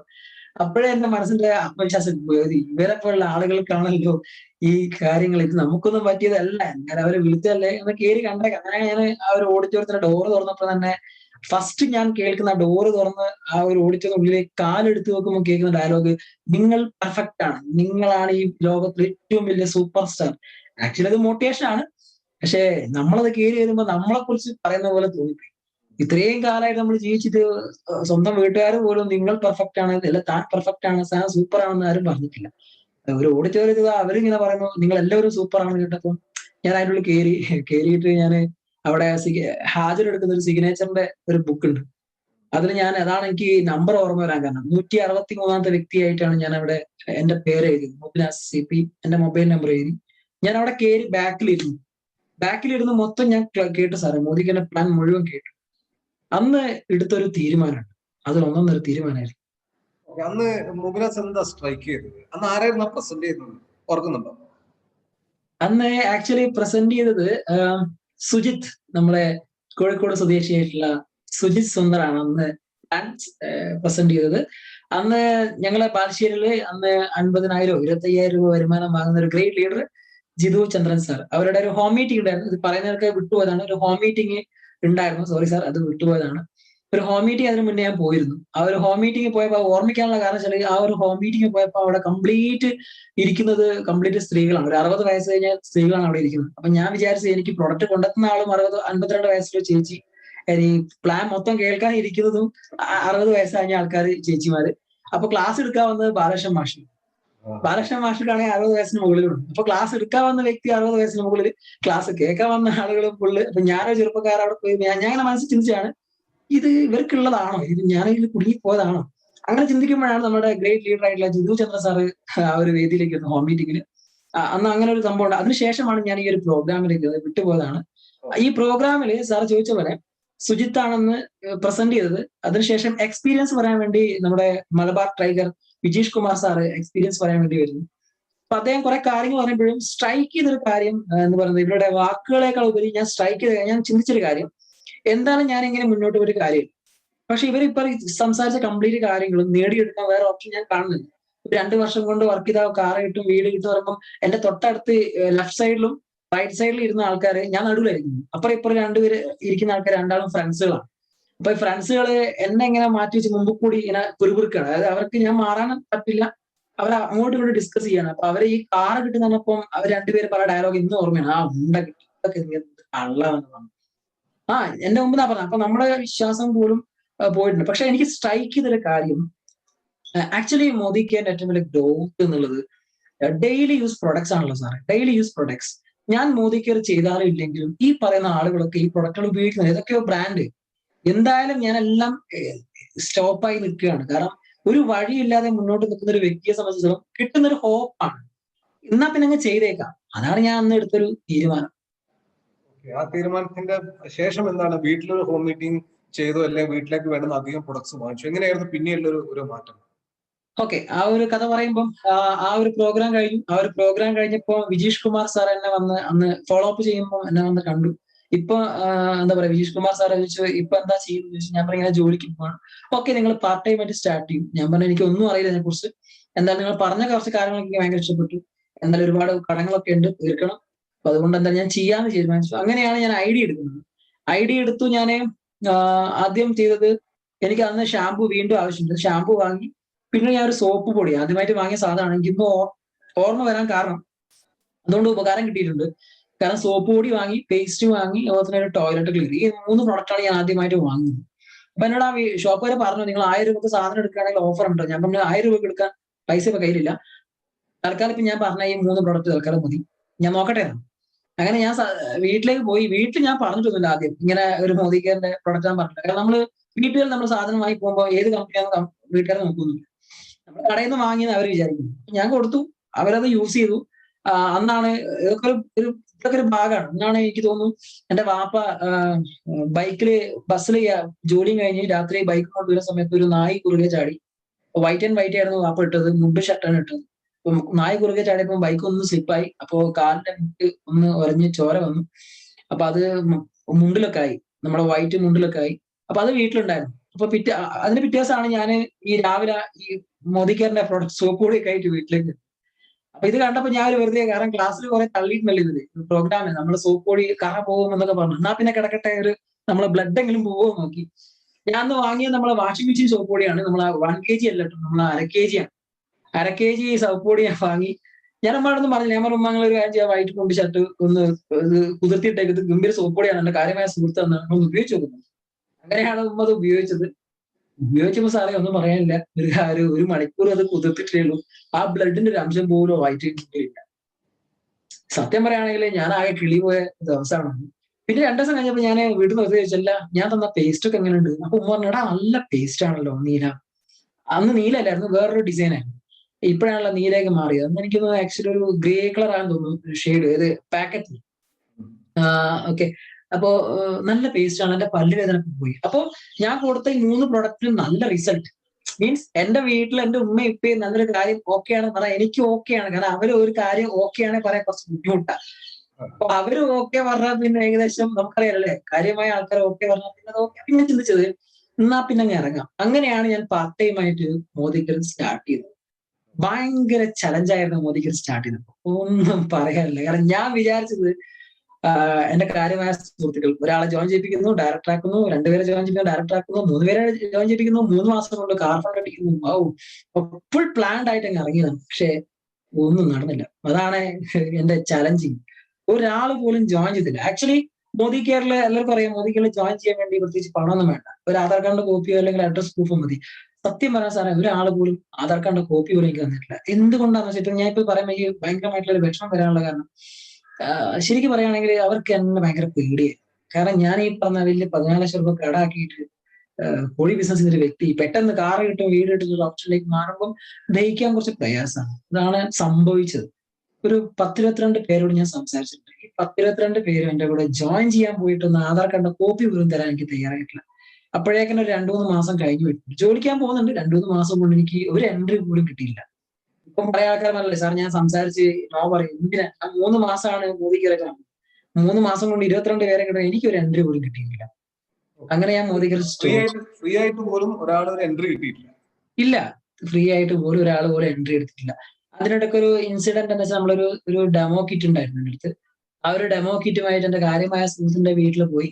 രാത്രിയാണ് പോയത്. ഡെമോ കിറ്റ് ഞാൻ ആ വീട്ടിൽ കാണിച്ചു. എന്റെ അച്ഛനും അമ്മയൊക്കെ അവിടെ ഇരിക്കുന്നുണ്ട്. അച്ഛനും അമ്മയൊക്കെ ഇങ്ങനെ തലയാട്ടുന്നുണ്ട്. ഞാൻ ആ ഡെമോ ഒക്കെ കാണിച്ചു, എല്ലാ കാര്യം പറഞ്ഞാൽ അവിടെ നിന്ന് ഇറങ്ങി. നാളെ രാവിലെ നേരം കൊടുത്ത് തീരുമാനം പറഞ്ഞാൽ അവിടെ നിന്ന് ഇറങ്ങി ഞാൻ ആ ഒരു വീട്ടിൽ നിന്ന് ഇറങ്ങി കുറച്ച് കഴിഞ്ഞപ്പോഴാണ് മനസ്സിലായി, അയ്യോ ഡെമോ കിറ്റ് എടുക്കാൻ വിട്ടുപോയല്ലോ. ഡെമോ കിറ്റാണ് മറന്നുപോയി. അപ്പൊ ഞാൻ ഡെമോ കിറ്റ് എടുക്കാൻ വേണ്ടി ഞാൻ ആ ഒരു വീട്ടിലേക്ക് തിരിച്ചു പോകുന്ന സമയത്ത് ആ വീട്ടിനുള്ളിൽ ഭയങ്കര സംസാരമാണ്. ഈ ചെറുപ്പക്കാരന് അവന്റെ അച്ഛനും അമ്മയും കൂടി ഭയങ്കര ചീത്തയാണ്. നീ ആ പൊട്ടന്റെ വാക്കും കേട്ടിട്ട് വെറുതെ അവന്റെ കൂടെ നിൽക്കണ്ട കേട്ടോ. അവൻ ഓൾറെഡി 14 ലക്ഷം രൂപ കാർഡായിട്ട് ഭ്രാന്തായി നടക്കുകയാണ്. വേറെ പണിയില്ല. നിന്റെ PSC എനിക്കൊരു ലൈഫ് ഇല്ലടോ. ഇനി എന്ത് പൊട്ടനാ കുറെ ഈ അച്ഛൻ ഇങ്ങനെ ചീത്ത പറയാ. ഇനി വെറുതെ ഓൻ ഓൾറെഡി മുങ്ങിത്താകുന്ന കപ്പലാണ്. പിന്നെ ആ കപ്പലിനെ കുടുങ്ങി പോയി നിൽക്കുക. എന്റെ കൊക്കിന് ജീവൻ ഉണ്ടെങ്കിൽ ഓന്റെ കൂടെ ഈ ബിസിനസ് ആയിട്ട് പോയിട്ടുണ്ടെങ്കിൽ നിന്നെ ഞാൻ വെട്ടിയാന്ന് ഓർക്കുന്ന കുറെ ഡയലോഗ്. എന്തായിരിക്കും സാറേ ആ സമയത്ത് നമ്മൾ കേൾക്കുമ്പോൾ അവസ്ഥ തരും. ഞാൻ ആ മുറ്റത്ത് ഇങ്ങനെ കേൾക്കുകയാണ്. ഞാൻ അപ്പൊ മുറ്റത്ത് അവരെ കോളിംഗ് ബെല്ലടിക്കാനോ എന്റെ ഡെമോ കിറ്റ് ഇവിടെ ഉണ്ട് ഞാൻ പറയാനോ പോയിട്ടില്ല. എന്താ കാര്യം വെച്ചാൽ ഞാനത് പറഞ്ഞു കഴിഞ്ഞാൽ അവര് വിഷമിക്കും. അയ്യോ കേട്ടു പോയല്ലോ, അവര് വിഷമിക്കും. ഞാൻ അന്നേരം മിണ്ടാതെ തിരിച്ചു പോകുന്നു. തിരിച്ചു വരുമ്പോൾ ഞാൻ കരഞ്ഞ കരച്ചില് എനിക്കും എന്റെ ഈ ശരീരത്തിനും എന്റെ കരച്ചിൽ ഏറ്റവും കൂടുതൽ കേട്ടത് എന്റെ തലയണയായിരുന്നു. കാരണം ഞാൻ ഒറ്റയ്ക്കാണല്ലോ, കല്യാണം കഴിച്ചിട്ടില്ലല്ലോ. ഞാൻ അന്ന് കരഞ്ഞ കരച്ചില്, ശരിക്കും ആ ഒരു കരച്ചില് എനിക്ക് പറയാൻ പറ്റും, അന്ന് ഞാൻ അന്നത്തോടു കൂടി കരച്ചിൽ തീർന്നു. കാരണം ഈ കണ്ണുനീര് വാറ്റിപ്പോയി. പിന്നെ അതിനുശേഷം കുറെ കാര്യങ്ങൾ വരുമ്പോൾ, ഈ എക്സൈറ്റ്മെന്റ് കാര്യങ്ങളൊക്കെ വരുമ്പോഴും ഞാൻ കരയില്ല. കുറെ പേര് എന്താ കരയാത്ത, കരയില്ല. ഇവര് മരണവാർത്ത കേട്ടപ്പോൾ കരയില്ല, കാരണം കണ്ണുനീര് വറ്റിപ്പോയി. അതാണ് സംഭവിച്ചത്. അപ്പൊ അങ്ങനെയാണ് ഒരു ഒരു ജീവിതത്തിൽ വലിയൊരു മാറ്റം ഉണ്ടാക്കിക്കൊണ്ട് നമ്മുടെ ഒരുപാട് ലീഡേഴ്സിന്റെ ട്രെയിനിങ് ഒക്കെ ഉണ്ടായിരുന്നു. അപ്പൊ അതിലൊക്കെ ഞാൻ നിരന്തരമായിട്ട് കോഴിക്കോട് പങ്കെടുപ്പിച്ചു. അതിൽ എന്നെ ഏറ്റവും കൂടുതൽ എന്നെ മോട്ടിവേറ്റഡ് ആക്കിയ, എന്നെ ഒരു ലീഡറിലേക്ക് മാറ്റാൻ, ഒരു ട്രാക്ക് പറയാനും ദൈവദൂതനെ പോലെ ഒരു ലീഡർ എനിക്ക് തന്നു. ഈ ജോയിൻ ചെയ്യിപ്പിച്ചത് ഈ പറയുന്ന അമൃതവല്ലി ചേച്ചിയും സ്മിത ചേച്ചിയും അതുപോലെ തന്നെ ബാലകൃഷ്ണ മാഷും ഒക്കെ ആണെങ്കിലും, എന്നെ ഒരു ലീഡർഷിപ്പിലേക്ക്, മോദി കെയറിലേക്ക് ഒരു ലീഡർഷിപ്പ് ഇങ്ങനെയാണ് ബിസിനസ് ചെയ്യണമെന്നുള്ള കൈ പിടിച്ച് ബാലപാഠങ്ങൾ പഠിപ്പിക്കാൻ ഒരു ദൈവദൂതൻ എനിക്കുണ്ടായിരുന്നു സാറേ. അത് മറ്റാരുമല്ല, ബാലുശ്ശേരിയുടെ മറ്റൊരു പുലിക്കുട്ടിയാണ് ജിതേഷ് ബാലുശ്ശേരി. ജിതേഷ് അല്ലേ? അല്ല, ഇപ്പം അതിനു മുന്നേ ഇപ്പം ഒരുപാട് പേരോട് പറഞ്ഞു ആരും മോദിക്കലിൽ ജോയിൻ ചെയ്തില്ല എന്ന് പറഞ്ഞു. പെട്ടെന്ന് ജോയിൻ ചെയ്യാൻ ഉദ്ദേശിച്ച വ്യക്തിന്റെ അച്ഛൻ വിലക്കുന്നത് കണ്ടു. അതിനുശേഷം മുബാസ് ഒരുപാട് വിഷമിച്ചു, സങ്കടപ്പെട്ടു. പിന്നെ ആൾക്കാരെ കണ്ടില്ലേ? പിന്നെ എങ്ങനെയാണ് മീറ്റിംഗിലേക്ക് എത്തിയത്? അതിനു മുന്നേ എന്ത് സംഭവിച്ചു? ആ കരച്ചിലിന് ശേഷം സാർ ചോദിച്ച പോലെ ഞാൻ ജോലിക്ക് പോയി. പിന്നെ ഞാൻ ഫോണൊന്നും എടുക്കൂല, ലീഡേഴ്സ് വിളിക്കുന്ന ഫോൺ എടുക്കൂല. ആക്ച്വലി ഞാൻ നിർത്തിക്കാറുണ്ട്, അതാണ് സംഭവിച്ചത്. നിർത്തിക്കാറുണ്ട്, ഞാൻ പിന്നെ കാണാൻ പോയില്ല. അപ്പോഴാണ് ഒരു 2-3 ഒരാഴ്ചയ്ക്ക് ശേഷം, 4-5 ആഴ്ച, ഒരു മാസം കഴിഞ്ഞ് തോന്നുന്നു, എനിക്ക് കൃത്യമായി ഓർമ്മയില്ല. അപ്പൊ 4-5 ആഴ്ച കഴിഞ്ഞപ്പോ എന്നെ വേറൊരു നമ്പറിൽ നിന്ന് ജിതേഷ് ഏട്ടൻ വിളിക്കുകയാണ്. അപ്പൊ ഞാൻ ഫോൺ എടുത്തു. അപ്പൊ ജിതേഷ് ഏട്ടൻ, എന്താണ് പിന്നെ ഫോണൊന്നും വിളിച്ചാൽ എടുക്കുന്നില്ലല്ലോ? അപ്പൊ ഞാൻ കുടുങ്ങിപ്പോയല്ലോ, എനിക്കൊന്നും പറയാനില്ലല്ലോ. ഞാൻ പറഞ്ഞു, സാർ എന്താണ് ചോദിച്ചു. അപ്പൊ എന്നോട് ജിതേഷ് ഏട്ടൻ പറഞ്ഞു, എടാ നിന്റെ കഴിവ് എനിക്കറിയാം, അതുകൊണ്ടാണ് നിന്നെ ഞാൻ ഇങ്ങനെ വിളിക്കുന്നത്. നീ എന്താ ഫോണൊന്നും എടുക്കുക, എന്താ പറ്റിയത്? അപ്പൊ ഞാൻ കരഞ്ഞുകൊണ്ടെന്ന് പറഞ്ഞു. ഭയങ്കര കരച്ചു, ഞാൻ ഫോണിൽ കൂടി പൊട്ടിക്കരയാണ്. സാറേ ഇത് ഇങ്ങനെയൊക്കെ സംഭവിച്ചു സാറേ, എനിക്ക് ഒന്നുമില്ല, എനിക്ക് ആരുമില്ല, ഞാൻ ശരിക്കും മരിക്കാൻ പോയാലോ എന്ന് തീരുമാനിച്ചു. കാരണം മരണത്തിന്റെ കാര്യം ഞാൻ നേരത്തെ പറഞ്ഞില്ല, കുറെ പറഞ്ഞ് തഴമ്പിച്ചൊരു കാര്യമാണ്, എനിക്ക് വീണ്ടും പറയേണ്ട ആവശ്യമില്ല. ഞാൻ മരിക്കാൻ വരെ പോയിട്ടുണ്ട് സാറേ. കൊയിലാണ്ടി കടപ്പുറത്ത് പോയി, കടപ്പുറത്ത് കടലിൽ ചാടാൻ പോയ ഒരു വ്യക്തിയാണ് ഞാൻ. ഈ കടലിന്റെ ഒരു നമ്മുടെ സെന്ററിൽ, നമ്മുടെ ഈ ഹാർബർ ഉണ്ടാക്കാൻ വേണ്ടി നടുവിലേക്ക് ഇങ്ങനെ നീളത്തിൽ കല്ലിട്ടുണ്ടാവും, കരിങ്കല്ല്. അപ്പൊ അതിനറ്റത്തേക്ക് പോയാൽ കുറച്ചുകൂടി ആഴം ഉണ്ടാവും വീട്ടിൽ. അപ്പൊ അവിടെ പോയി മരിക്കാൻ പോയ വ്യക്തിയായി മുബിനാസ്. അവിടെ പോയിരുന്ന് ആരും ശ്രദ്ധിച്ചില്ല, ഞാൻ അവിടെ പോയിരുന്ന് അങ്ങ് ചാടാൻ നോക്കിയാണ്. പക്ഷെ ചാടുമ്പോൾ എനിക്ക് ഭയങ്കര പേടി. ഒരു ധൈര്യമാണല്ലോ ചാടാൻ.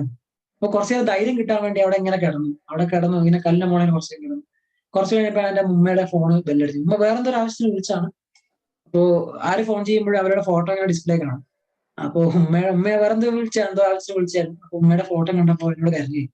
കാരണം ഞാൻ എന്തായാലും മരിച്ചാൽ ചിലപ്പോ ഉമ്മ ഭ്രാന്തായി പോകും. ഞാനത് സത്യം പറയുകയാണെങ്കിൽ അന്ന് ഞാൻ തിരിച്ചു വന്ന സാറേ, അന്ന് ചിന്തിച്ചൊരു കാര്യം എന്താ അറിയും, ഈ മരിക്കാനുള്ള ഒരു ധൈര്യം, മരിക്കാനും വേണ്ട ഒരു ധൈര്യം. ആ ഒരു ധൈര്യത്തിന്റെ ഒരു 10% വേണ്ട സാറേ ജീവിച്ച് കാണിച്ചെടുക്കാൻ. അങ്ങനെയാണ് ഞാൻ തിരിച്ച് ഈ മോദി കെയറിലേക്ക് വീണ്ടും തിരിച്ചു വന്നത്. ജിതേഷ് ഏട്ടനാണ് എന്നെ വീണ്ടും പിടിച്ചു വരച്ച് ഈ ഒരു 4-5 ആഴ്ച ശേഷം കോഴിക്കോട് പ്രോഗ്രാമിൽ കൊണ്ടുപോയി ഇരിപ്പിച്ച് ലിസ്റ്റ് എങ്ങനെ ബിൽഡ് ചെയ്യണമെന്നും എങ്ങനെ ആൾക്കാരെ കാണുമെന്നുള്ള പഠിപ്പിച്ചെടുത്ത്, അങ്ങനെയാണ് എന്റെ കൂടെ ആദ്യമായിട്ട് 23ാമത്തെ വ്യക്തിയെ ഞാൻ കാണാൻ പോവുകയും ആ വ്യക്തി എന്റെ കൂടെ ജോയിൻ ചെയ്യാൻ തയ്യാറാവുകയും ഭയങ്കര സന്തോഷമായിരുന്നു. 23ാമത്തെ വ്യക്തി ഞാൻ എണ്ണി വെച്ച 23ാമത്തെ വ്യക്തി എന്റെ കൂടെ ജോയിൻ ചെയ്യുന്നു. ആ ഒരു വ്യക്തിയെ സപ്പോർട്ട് ചെയ്തു മുന്നോട്ട് പോകും. അങ്ങനെയാണ് ഞാൻ ബിസിനസ്സിൽ കാലെടുത്ത് വെക്കുന്നത് സാറേ. അപ്പൊ പിന്നെ അങ്ങോട്ട് എന്താണ് കൂടുതൽ കുറച്ച് ഫാസ്റ്റ് ആയിട്ട് വന്നോ? ഹോം മീറ്റിംഗ് എന്തായിരുന്നു കൂടുതൽ ചെയ്യാൻ പ്രേരിപ്പിച്ചത്? കൂടുതൽ ഞാൻ ഹോം മീറ്റിംഗ് ആണ് ചെയ്യുന്നത്. കാരണം ഹോം മീറ്റിംഗിന്റെ ഒരു ഗുണം എന്താ വെച്ചാൽ, നമ്മളിപ്പോ ഒരാളെ പോയി കാണുമ്പോൾ ഒരു 5 മിനിറ്റോ ചിലപ്പോൾ 10 മിനിറ്റോ നമ്മൾ എടുക്കുകയായിരിക്കും. അങ്ങനെ ഒരു 10 പേരെ കാണുമ്പോൾ 100 മിനിറ്റ് വേണം. പക്ഷെ ഒരു 10 പേരെ സ്ഥലത്തിരിപ്പിച്ച് കഴിഞ്ഞാൽ നമുക്ക് അരമണിക്കൂർ കൊണ്ട് ഈ 10 പേരോടും കാര്യങ്ങൾ സംസാരിക്കാം. അതുപോലെ ഹോം മീറ്റിംഗ് അന്നത്തെ പ്രത്യേകത, ഇന്നിപ്പോ കൊറോണ നമ്മളെല്ലാവരും ഓൺലൈനിലേക്ക് മാറി. അന്ന് ഓഫ്ലൈൻ ആയിരുന്നല്ലോ. അതുകൊണ്ട് ഈ ഹോം മീറ്റിംഗിന്റെ ഒരു ഗുണം എന്താ വെച്ചാൽ, നമ്മൾ പ്രൊഡക്റ്റിന്റെ ലൈവ് ആയിട്ടുള്ള ഡെമോസ് കാണിക്കുന്നു, പ്രൊഡക്റ്റിന്റെ ലൈവ് ആയിട്ടുള്ള ടെസ്റ്റിമോണിയൽ കാണിക്കുന്നു. അങ്ങനെ ഒരുപാട് കാര്യങ്ങൾ കാണിക്കുമ്പോൾ കുറച്ചുകൂടി എഫക്റ്റീവ് ആയിട്ടുള്ള റിസൾട്ട് കിട്ടാൻ തുടങ്ങി. ഞാൻ അന്ന് കൂടുതൽ ബുദ്ധിമുട്ടിയ ജിതേഷ് ഏട്ടനാണ്. ജിതേഷ് ഏട്ടനെ ഒരു 100 രൂപ കയ്യിലുണ്ടെങ്കിൽ ജിതേഷ് ഏട്ടനെ 50 എനിക്കും 50 ജിതേഷ് ഏട്ടനാണ്. കാരണം ഞങ്ങൾ ശരിക്കും അപ്ലൈൻ ലീഡറും ഡൗൺലൈൻ ലീഡർ ആണെങ്കിലും ഞങ്ങൾ ശരിക്കും ഒരു ഒരലും മധുരം പോലെയാണ്. കാരണം രണ്ടുപേരും ഒരേ ട്രാക്കിൽ യാത്ര ചെയ്യുന്ന ആൾക്കാരാണ്. ഒരുപാട് കഷ്ടപ്പാടുകൾ എനിക്കുണ്ട്, അദ്ദേഹത്തിനുണ്ട്. അപ്പൊ കിട്ടുന്ന ഒരു വൈറ്റ് സോപ്പൊക്കെ വിറ്റാൽ കിട്ടുന്ന പൈസയാണ് ഞങ്ങളുടെ ഉച്ചക്കുള്ള ചോറ്. എനിക്കിന്ന് ഓർമ്മയുണ്ട്, ഞാൻ മലപ്പുറത്തേക്ക് ഒരു യാത്ര പോകാൻ വേണ്ടി രാവിലെ എഴുന്നേറ്റപ്പോൾ എന്റെ കയ്യിൽ പൈസ ഇല്ല. കാരണം ഞാൻ ജോലി, സാറ് പറഞ്ഞ ഈ തീരുമാനം എടുത്തപ്പോൾ ഒരു 4-5 മാസം കഴിഞ്ഞ് വ്യക്തമായ ഒരു തീരുമാനം എടുത്തു. അപ്പൊ ഞാൻ ജോലി ഒഴിവാക്കി. എന്തായിരിക്കും അവസ്ഥ? അപ്പൊ ഈ ബാങ്ക് ലോണിന്റെ ഒരു പ്രശ്നം വരാനുള്ള കാരണം അതുകൊണ്ട് തന്നെയാണ്. ഈ ജോലി ഞാൻ അങ്ങ് പാടെ ഒഴിവാക്കി ഫുൾ ടൈം ആയിട്ട് ഞാൻ അങ്ങ് മോദിക്കൽ ഇറങ്ങി. ഫുൾ ടൈം ആയിട്ട് മോദിക്കൽ ഇറങ്ങിയപ്പോൾ ആദ്യത്തെ മാസം എനിക്ക് കിട്ടിയ വരുമാനം 120 രൂപയാണ്. ഈ 120 രൂപ കൊണ്ട് 30,000 രൂപ മാസം ബാങ്ക് ലോൺ അടക്കുമ്പോൾ ഞാൻ എന്താ ചെയ്യുക? പക്ഷെ എന്തോ ദൈവനിമിത്തം എന്തോ എനിക്കൊരു വിശ്വാസം വന്നു ഈ മോദിക്കലിനോട്. കാരണം വെച്ചാൽ വേറെ ഒന്നുമല്ല, ഞാൻ ഈ ചിന്തിച്ചൊരു കാര്യം, 30,000 രൂപ അടവ് തെറ്റി. ഫസ്റ്റ് ബാങ്കിൽ അടവ് തെറ്റി, കാരണം അടയ്ക്കാൻ പൈസ ഇല്ല. രണ്ടാമത്തെ മാസം അടവ് തെറ്റി. അപ്പോഴും ഞാൻ വിശ്വാസം വിട്ടില്ല. വൺസ് ഞാൻ മോദിക്കലിൽ വിജയിച്ചിരിക്കും, ഇല്ലെങ്കിൽ ഇതോടെ തീരട്ടെ, അല്ലാതെ എന്റെ ലൈഫ് മൊത്തം ഇങ്ങനെ കടന്നു തീർക്കാനില്ല. ഇത് ഒന്നിൽ ഡു ഓർ ഡൈ.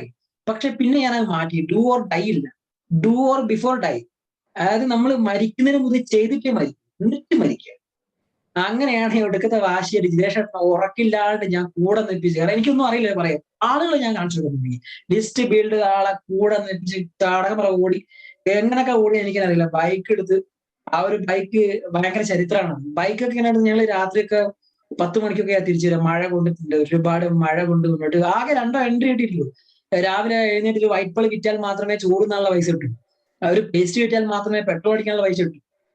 വൈകിട്ട് വീട്ടിലേക്ക് വരുമ്പോ കയ്യിൽ 5 വെച്ചിട്ടുണ്ടാവില്ല. അപ്പോഴേക്കും വീട്ടിൽ നിന്ന് ഭയങ്കര പ്രശ്നം, ബാങ്കിലവിടെ തെറ്റി, ഇന്ന് നോട്ടീസ് വന്നിരുന്നു, അതാണ് ഇതാണ്, എന്താ ചെയ്യുക? ഞാൻ പറഞ്ഞു വെയിറ്റ്, എന്തെങ്കിലുമൊക്കെ ആവും. അങ്ങനെയാണ് എന്റെ കൂടെ ഒരുപാട് ടീം മെമ്പേഴ്സ് ഇങ്ങനെ പതുക്കെ വരാൻ തുടങ്ങിയത്. എനിക്ക് തോന്നുന്നു സാറേ, ഞാൻ ഒരു കൊല്ലം കഴിഞ്ഞാണ് എനിക്ക് മോദിക്കൽ 20,000 രൂപ എന്നുള്ളൊരു വരുമാനം കാണാൻ തുടങ്ങി. ഒരു കൊല്ലം കഴിഞ്ഞിട്ട്. ഇതിനു മുന്നേ ഈ ഒരു കൊല്ലം എത്തുന്നതിന് മുന്നേ 30,000 ലോൺ എങ്ങനെ പേ ചെയ്തപ്പോ പ്രശ്നം ഉണ്ടായോ ബാങ്കിൽ നിന്നൊക്കെ? ഈ ഒരു കൊല്ലം ഫുള്ള് ലോൺ തെറ്റി, അതാണ് സംഭവിച്ചത്. അതായത് എന്റെ കോഴി ബിസിനസ്സിലല്ല എനിക്ക് ഈ ബാങ്കിന്റെ പ്രശ്നം വന്നത്. ബാങ്കിന്റെ പ്രശ്നം ആക്ച്വലി വന്നത് ഞാൻ മോദിക്കർ വർക്ക് ചെയ്തുകൊണ്ടാണ് സ്റ്റാർട്ടിങ്. ഇപ്പൊ ഞാൻ പറയട്ടെ സാറേ, ഇപ്പൊ കുറെ ആൾക്കാരൊക്കെ പറയുന്നില്ലേ, ഈ എനിക്ക് വേറെ ഉത്തരവാദിത്തങ്ങളുണ്ടാവും, തൽക്കാലം അതൊക്കെ കഴിക്കാൻ മോദിക്കർ വരാം.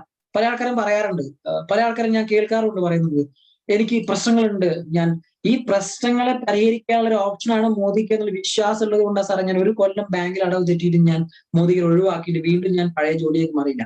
കാരണം എന്റെ ഗ്രേറ്റ് ലീഡർ ജിഷാ സാർ പറഞ്ഞൊരു കാര്യമുണ്ട്, നമുക്ക് 2 രീതിയിൽ നമുക്ക് ഒരു വ്യക്തിക്ക് മാറാം. ഒന്ന് ചേഞ്ച് എന്നൊരു കാറ്റഗറിയിലും, രണ്ടാമത്തെ ട്രാൻസ്ഫോർമേഷനും.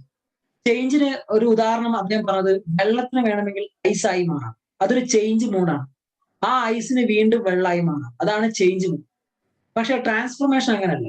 ഒരു മുട്ടയിൽ നിന്നാണ് ഒരു പൂമ്പാറ്റ ഉണ്ടാകുന്നത്, ആ പൂമ്പാറ്റയ്ക്ക് ഒരിക്കലും എന്ത് ചെയ്യില്ല, തിരിച്ച് മുട്ടയാവാൻ സാധിക്കില്ല. അത് ട്രാൻസ്ഫോർമേഷൻ ആണ്. സോ നിങ്ങൾ ഇതിൽ ഏത് വേണം നിങ്ങൾ ഡിസൈഡ് ചെയ്യും. ഞാൻ തീരുമാനിച്ച ഞാൻ ട്രാൻസ്ഫോർമേഷൻ ചെയ്യാൻ തീരുമാനിച്ച.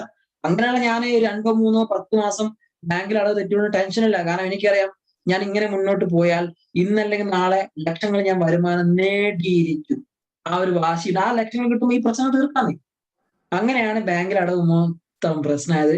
വീട്ടിൽ വന്ന ജപ്തി നോട്ടീസ് ഒട്ടിക്കുന്നു, ബാങ്കിലെ മാനേജർ എന്നെ വിളിച്ചിട്ട് ഇനിയൊന്നും പറയാനില്ല. കാരണം അദ്ദേഹം നല്ല ഫ്രണ്ട്സ് ആയിരുന്നു, നല്ലൊരു ഫ്രണ്ടും കൂടിയായിരുന്നു അദ്ദേഹം.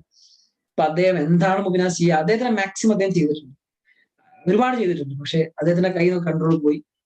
ആക്ച്വലി ജപ്തി നോട്ടീസ് ഒക്കെ വന്നു അല്ലേ? 10 മാസം നമ്മൾ അടവ് തെറ്റിയാൽ പിന്നെ എന്തായാലും ജപ്തി നോട്ടീസ് വരുമല്ലോ. 6 മാസമാണല്ലോ മാക്സിമം ബാങ്കുകാർക്ക് ഇത് ചെയ്യാൻ പറ്റും. എന്നിട്ടും 10ാമത്തെ മാസമാണ് രാവിലെ എഴുന്നേറ്റ് ഇങ്ങനെ ഇരിക്കുമ്പോൾ ഇൻസൈഡ് ഒരു വ്യക്തി ഇങ്ങനെ വീട്ടിലേക്ക് വരുന്നത്. നോക്കുമ്പോൾ നമ്മളെ ബാങ്കിലെ മാനേജറാണ്. എന്നെ കണ്ടപ്പോൾ തന്നെ സാധനം ഞാൻ എന്നും അദ്ദേഹത്തിന് റെസ്പെക്ട് ചെയ്തു. കാരണം അദ്ദേഹം ഉള്ളത് കൊണ്ടാണ് കുറെ കാര്യങ്ങളൊക്കെ എനിക്ക് പിടിച്ചു നിൽക്കാനായിട്ട്. അദ്ദേഹം ചോദിച്ചു, എന്താ ചെയ്യുക ഉപന്യാസം, ഒരു രക്ഷയില്ലേ, നിന്റെ മോദിക്കർ എന്തായി എന്തെങ്കിലും ആവുമെന്ന് ചോദിച്ചു. അല്ലെങ്കിൽ ഗൾഫിലേക്ക് പോയി ഞാൻ എങ്ങനെയും കൈയും കാലം പിടിച്ചിട്ട് ഞാൻ ഗൾഫിലേക്ക് പോകാൻ തീരുമാനിക്കുകയാണെങ്കിൽ ഞാൻ നിനക്ക് വേണ്ടി എന്തെങ്കിലും ആക്കിയിട്ട് 6 മാസം വാങ്ങിച്ചു തരാം, നമുക്ക് എന്തെങ്കിലും ചെയ്യാം, ഒരു പലിശയിൽ അടിച്ചിട്ടാൽ മതി. ഗൾഫിൽ പോയാൽ നമുക്ക് ഒരു 6 മാസം കൊണ്ട് തൽക്കാലം പലിശ അടിച്ചിട്ട്. ഞാൻ പറഞ്ഞു സാർ, ഞാൻ ഗൾഫിൽ ഒന്നുമില്ല, ഞാനിപ്പോ ഏകദേശം സീനിയർ ഡയറക്ടർ പോസ്റ്റിൽ എത്തിയിട്ടുണ്ട്. അവരോട് എത്ര വരുമാനം? അവർ 6,000 രൂപ വരുമാനം. ഈ 6,000 രൂപ വരുമാനത്തിലാണ് ഉവിനാസ് നിൽക്കുന്നത് വെച്ചാൽ, ഒരു കൊല്ലം കൊണ്ടാ സാറേ എനിക്ക് 6,000 രൂപ വരുമാനം. ആൾക്കാരെ ഇത് കേൾക്കുമ്പോൾ വിചാരിക്കാം, കുറെ ആൾക്കാരെ കൊണ്ട് 1 മാസം കൊണ്ട് 1000 രൂപ കിട്ടുമ്പോഴേക്ക് നിർത്തി പോകുന്ന ആൾക്കാരുണ്ട്. ഞാൻ ഒരു കൊല്ലം മോദിക്ക് ഒരു ഫുൾ ടൈം ആയിട്ട് ചെയ്ത് എനിക്ക് ഒരു മാസം കിട്ടുന്ന 6,000 രൂപയാണ് സാർ. ഈ 6,000 രൂപ എനിക്കൊരു വിശ്വാസമുണ്ട്. അത് ദൈവം, ഇപ്പൊ ഞാൻ വിശ്വസിക്കുന്നു ദൈവത്തിന് ഒരു കൈ എന്റെ കൂടെ ഉള്ളത് കൊണ്ട് എനിക്ക് അത് പിന്തിരിയാൻ തോന്നിയില്ല. ബിക്കോസ് ഞാൻ അറിഞ്ഞോ അറിയാതെ പോലും ഞാൻ ട്രാൻസ്ഫോർമേഷൻ എന്നൊരു കാറ്റഗറിയിൽ ഞാൻ മാറി. എനിക്ക് ഐസിനെ വീണ്ടും വെള്ളമാക്കാനുള്ള ചിന്താഗതി വന്നില്ല. സത്യത്തിൽ അതാണ് സംഭവിച്ചത്. അപ്പോ അതിനുശേഷം ബാങ്കിലെ മാനേജർ, ശരി എന്തായാലും ഞാനൊന്നും പറയുന്നില്ല, ഞാൻ 2 മാസം കൂടി തരാം, അതെന്തെങ്കിലും ചെയ്യാൻ പറ്റും. അങ്ങനെ ഒരു ഭയങ്കരമായിട്ടുള്ള ഒരു വാശി എന്നിട്ടാണ് അദ്ദേഹം തിരിച്ചു പോകുന്നത്. ആ ഒരു മാസമാണ് ജീവിതത്തിൽ ആദ്യമായിട്ട് ഞാൻ LPB എന്നൊരു ബോണസ്, മോദിക്ക് എന്റെ LPB എന്നൊരു ബോണസ് ഞാൻ അടിക്കുന്നത്. ആ ബോണസ് അടിച്ചപ്പോൾ എനിക്ക് 20,000 രൂപ കിട്ടി.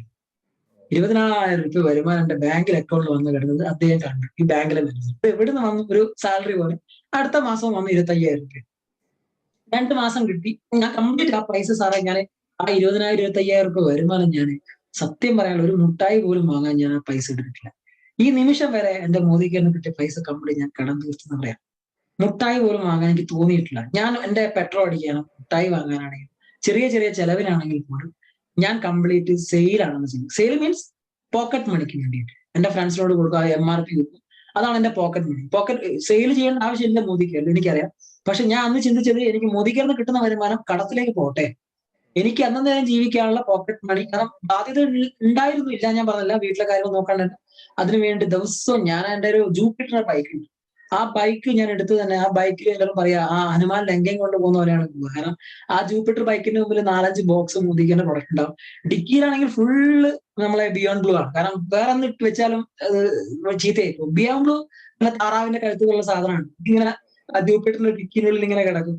അതിങ്ങനെ കുറെ പ്രൊഡക്റ്റുമായിട്ട് പല സ്ഥലത്തും ഞാൻ പോയിട്ടുണ്ട്. എന്റെ ഫ്രണ്ട്സിന്റെ അടുത്ത് പോയിട്ടുണ്ട്, ക്ലാസ്മേറ്റ്. അപ്പൊ ആദ്യം ഒരു ക്ലാസ്മേറ്റ് അടുത്ത് ഞാൻ പോയി. ആ ക്ലാസ്മേറ്റ് ഞാൻ സോപ്പ് കൊടുത്ത് തീരും ഞാൻ അവിടെ നിന്ന് ഇറങ്ങുമ്പോഴേക്കും അവൻ എന്ത് ചെയ്തു, അവൻ ക്ലാസ്മേറ്റിന് ഒരു വാട്സപ്പ് ഗ്രൂപ്പ് ഉണ്ടായിരുന്നു, അതിലേക്ക് അവനൊരു മെസ്സേജ് അയച്ചു, ഓടിക്കോ അവറാച്ച മുഗ്നാസ് പുതിയൊരു തട്ടിപ്പായിട്ട് ഇറങ്ങിയിട്ട് എല്ലാവരും ഓടിക്കോ, ഓൻ വിളിച്ചാൽ ഫോൺ എടുക്കണ്ട. സത്യത്തിൽ ആ ഗ്രൂപ്പിൽ ഞാൻ ഇല്ലായിരുന്നു, അത് പിന്നീടാണ് ഞാൻ കണ്ടത്. പിന്നീട് ഞാൻ ആരെ വിളിച്ചാലും ഫോൺ എടുക്കുന്നില്ല. അതിന് ബാക്കിൽ സംഭവിച്ചതാണ്. അങ്ങനെ പ്രൊഡക്റ്റ് സെയിൽ ചെയ്തിട്ടാണ് സാർ ഞാൻ ഈ പറഞ്ഞ പോക്കറ്റ് മണി ഉണ്ടാക്കിയത്. ഈ 20,000 കിട്ടാൻ തുടങ്ങിയ സമയത്ത് ഈ പലിശ ഇങ്ങനെ അടക്കാൻ തുടങ്ങിയ സമയത്ത് മെല്ലെ മെല്ലെ മെല്ലെ 2019 മാർച്ച് ഒക്കെ ആയിട്ടുണ്ട്. ആ സമയത്താണ് ഞാൻ കമ്പനിയുടെ SCD എന്നൊരു പോസ്റ്റിലേക്ക് എത്തുന്നത്, സീനിയർ എക്സിക്യൂട്ടീവ് ഡയറക്ടർ. അവിടെ നിന്ന് അങ്ങോട്ട് പിന്നെ ജാതകം എന്നുള്ളത് ഒരു 30,000 ഒക്കെ വരുമാനത്തിലേക്ക് വരാൻ തുടങ്ങി. 30,000 വരുമാനത്തിൽ വരുന്നു. ആ 30,000 ബാങ്ക് ലോണിലേക്ക് പോകുന്നു. പക്ഷെ കേരളത്തിലെ 2015 ശേഷം വാഹനം സ്വന്തമാക്കിയ 100ാമത്തെ വ്യക്തിയാണ് മുഗ്നാസ്. അപ്പൊ വാഹനം സ്വന്തമാക്കാനുള്ള സാഹചര്യം ആ ഒരു സമയത്ത് എടുക്കാൻ പറ്റുമായിരുന്നു? മറ്റാരുടെങ്കിലും പ്രചോദനമായിരുന്നോ, പ്രേരണയായിരുന്നോ? അതും കൂടി ഒന്ന് പറയാം. തീർച്ചയായും ഇതില് ഞാൻ ഏറ്റവും കൂടുതൽ ബഹുമാനിക്കുന്ന 2 വ്യക്തിത്വങ്ങൾ, ഒന്ന് ബാബുവേട്ടൻ എന്നൊരു വ്യക്തി എന്റെ ആശാനാണ്. അതുപോലെ എന്നെ ഏറ്റവും കൂടുതൽ സഹായിച്ചൊരു വ്യക്തിയാണ് സ്മിത മേഡം, എന്റെ അയൽവാസി കൂടിയാണ്. അപ്പൊ ആ വ്യക്തിയാണല്ലോ എനിക്ക് ഒരു അവസരം കേൾക്കുന്നത്. വ്യക്തിപരമായിട്ട് ഈ 2 വ്യക്തികളും എനിക്ക് എന്റെ ജീവിതത്തിൽ ഉണ്ടാക്കിയ സ്വാധീനം ഭയങ്കരമാണ്. അവരെന്നെ ഭയങ്കരമായിട്ടുള്ള സപ്പോർട്ട് ചെയ്തിട്ടുണ്ട്. അത് മാനസികമായിട്ടാണെങ്കിലും സാമ്പത്തികമായിട്ടുള്ള ഒരുപാട് സപ്പോർട്ട് അവർ തന്നിട്ടുണ്ട്. ഇല്ല ഒരിക്കലും പറയാൻ പറ്റില്ല. കാരണം ആ സപ്പോർട്ട് ഉള്ളത് കൊണ്ടാണ് ഞാൻ മുന്നോട്ട് പോയത്. കാരണം ഈ ഇഷ്യൂസ് വന്നതിന് ശേഷം മോദിക്കെതിരായിട്ട് ഞാൻ സോപ്പും പേസ്റ്റും വിൽക്കുന്ന ഒരു മേഖലയിൽ പോയതോടുകൂടി വീട്ടുകാരെ പാടെ എന്നെ ഒരു ഉപേക്ഷിച്ച മട്ടായിരുന്നു. അങ്ങനെ ഒരു ഉറപ്പിച്ച് പറയല്ല, അവരുടെ പ്രതീക്ഷ മാറി. കാരണം ഇവൻ ഇങ്ങനെ പോവുള്ളൂ, ഇവനെപ്പെല്ലാം കൂടെ അവസാനം സോപ്പും പേസ്റ്റും വിൽക്കുന്ന ഒരു കമ്പനിയിലെത്തി.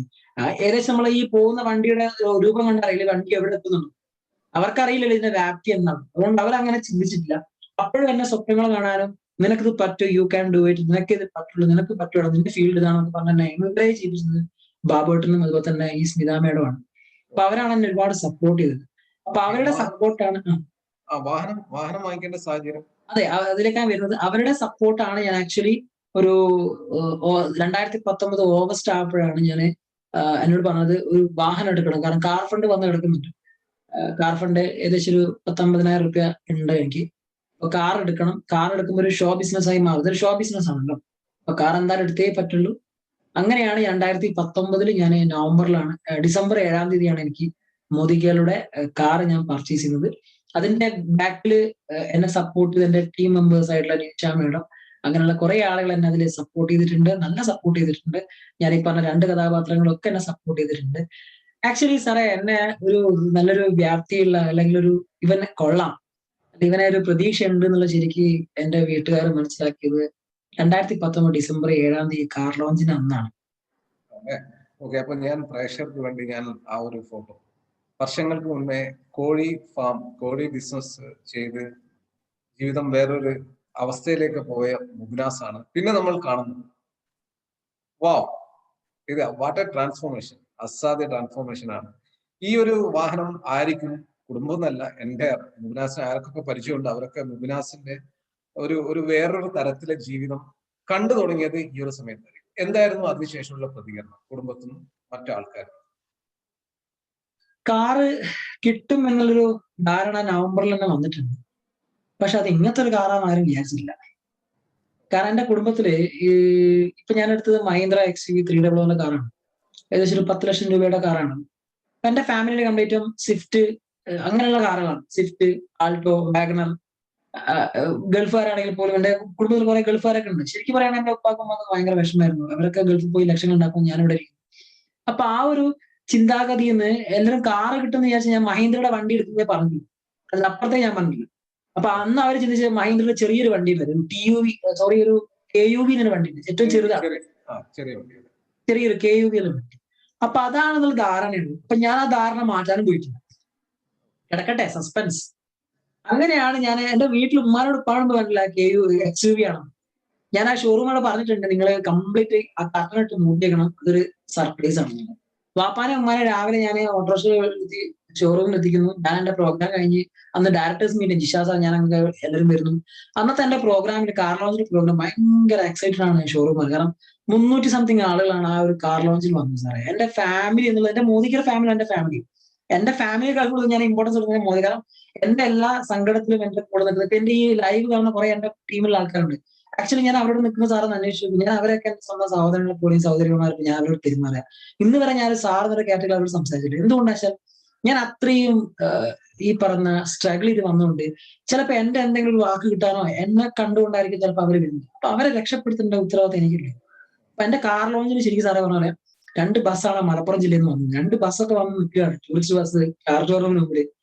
നാട്ടുകാർ മൊത്തം കിളി പോയി നിൽക്കുകയാണ്. നാട്ടുകാരാകെ ഈ കാറ് KUV എന്നുള്ള സാധനം XUV എന്നുള്ള കാറ് കിട്ടി. ഞാൻ ആ XUV കണ്ട് വൈകിട്ട് 6-7 മണിക്ക് കോക്കലിയുടെ അങ്ങാടി വന്ന സമയത്ത് പല ആൾക്കാരെ ഞാൻ കാണുന്നുണ്ട്. പല ആൾക്കാരെ മുഖം തള്ളി നിൽക്കുന്നത്. പക്ഷെ ആ മുഖം തള്ളിയത് എനിക്ക് കാണിച്ചു തരാതിരിക്കാൻ വേണ്ടി മറച്ചു നിൽക്കാനുള്ള കുറെ വ്യഗ്രതകളൊക്കെ ഞാൻ കാണുന്നുണ്ട്. കുറെ കളിയാക്കിയ ആൾക്കാർ.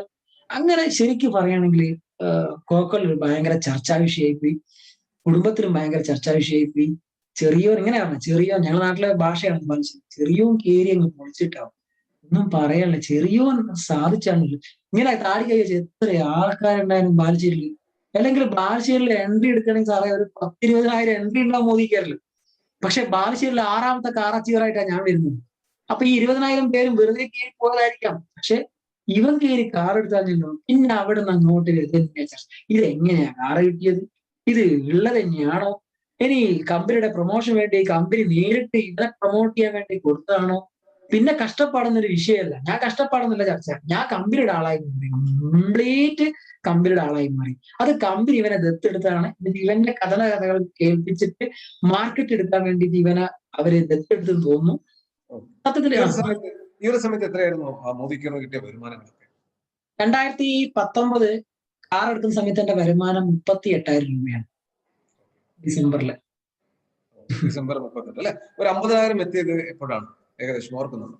ഭയങ്കരമായിട്ടുള്ള ഒരു അത് ആ ഒരു 50,000ത്തിന് ഭയങ്കര വാല്യൂ എന്നാണ്. 2020 ഞാൻ കാർ എടുത്ത് നല്ല ഓടിയിട്ടുണ്ട്. കാരണം നല്ല ഓട്ടം ഓടി. 2020 ഫെബ്രുവരി ആണല്ലോ കൊറോണ വരുന്നത്. കൊറോണ വന്ന് എല്ലാവരും പേടിച്ച് നിൽക്കുന്നത്. ഇപ്പൊ നമുക്കിവിടെ 13,000 കേസും 6,000 കേസൊക്കെ ഇഷ്ടംപോലെ ഉണ്ട്. പക്ഷെ അന്നൊക്കെ നമുക്കറിയാം കേരളത്തിൽ ഒരു കേസ് വന്നാൽ പോലും പേടിച്ച് വിറച്ച് നിൽക്കുന്ന സമയമാണ്. കോഴിക്കോട് ജില്ലയിൽ ഒരു കേസ് വന്നപ്പോൾ 2 ദിവസം അടച്ചിട്ടുണ്ട്. അങ്ങനെയാണ് 2020 മാർച്ചിൽ ലോക്ക്ഡൌൺ ആകുന്നത്. മാർച്ചിൽ പറ്റ ലോക്ക്ഡൌൺ ആണ്. ഇന്നത്തെ പോലല്ല. അന്ന് ആൾക്കാർ മൊത്തം പേടിച്ചെറിച്ചിരിക്കുക, ഞാനടക്കം പേടിച്ചെറിച്ചിരിക്കുകയാണ്. ആ 2020 മാർച്ച് ഈ ലോക്ക്ഡൌൺ ആയ ആ ഒരു മാർച്ച് മാസമാണ് മിസ്റ്റർ മുബിനാസ് എന്നൊരു വ്യക്തി 50,000 രൂപ എന്നുള്ളൊരു വരുമാനത്തിലേക്ക് മോദി കേരളം എത്തിയത് 2020 മാർച്ചിലാണ്. അതായത് എൻ്റയർ ലോക്ക്ഡൌൺ ആയ സമയത്ത് വരുമാനം ആദ്യമായിട്ട് എത്തുന്നത് 50,000. Very good, very good. പിന്നെ ആ ഒരു സമയത്ത് പെട്ടെന്ന് ഇങ്ങനെ ഒരു ലോക്ക്ഡൌൺ വന്നപ്പോൾ ഇപ്പം ആ ഒരു മാസം നല്ല വരുമാനം കൂടിയെങ്കിലും ഇതുവരെയുള്ള ഒരു സാഹചര്യമല്ല പിന്നെ നമ്മുടെ മുന്നിൽ വന്നത്.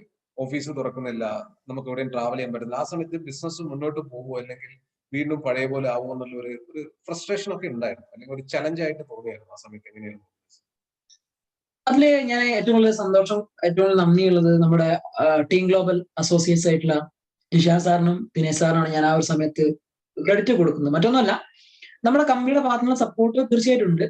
അതിനെ ഒരു ഓൺലൈൻ കാറ്റഗറിയിലേക്ക് മാറ്റിയെടുക്കാൻ അവർ രണ്ടുപേരും എടുത്ത ഒരു ഭയങ്കരമായിട്ടുള്ള ത്യാഗമാണ് ശരിക്കും 2020 ഏപ്രിൽ മാസം നമ്മൾ കണ്ടത്. കാരണം സാറ് പറഞ്ഞ പോലെ പെട്ടെന്ന് നമ്മൾ ഓഫ്ലൈനിലേക്ക് ഓൺലൈനിൽ മാറിയെടുത്തില്ലെങ്കിൽ ബിസിനസ് ഡൗൺ ആണെന്നുള്ളൊരു ഘട്ടം വന്നപ്പോൾ അതിനെ താങ്ങി നിർത്തിച്ചിട്ട് കമ്പനിയുടെ ഒരുപാട് ഓഫേഴ്സ്, കമ്പനിയുടെ നല്ല സിസ്റ്റമാറ്റിക് ആയിട്ടുള്ള കുറെ കാര്യങ്ങൾ.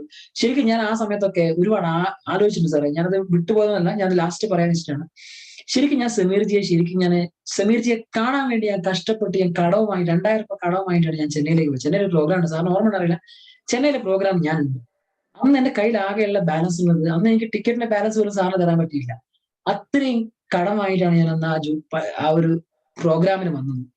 നമ്മൾ ശരിക്കും രണ്ട് കഷ്ടപ്പാട്, അതായത് കൊറോണ സമയത്ത് അതുപോലെ തന്നെ വെള്ളപ്പൊക്ക സമയത്ത് നമ്മൾ താങ്ങി നിർത്തിയ ഒരു കമ്പനിയല്ലേ സാറേ സമീർജി.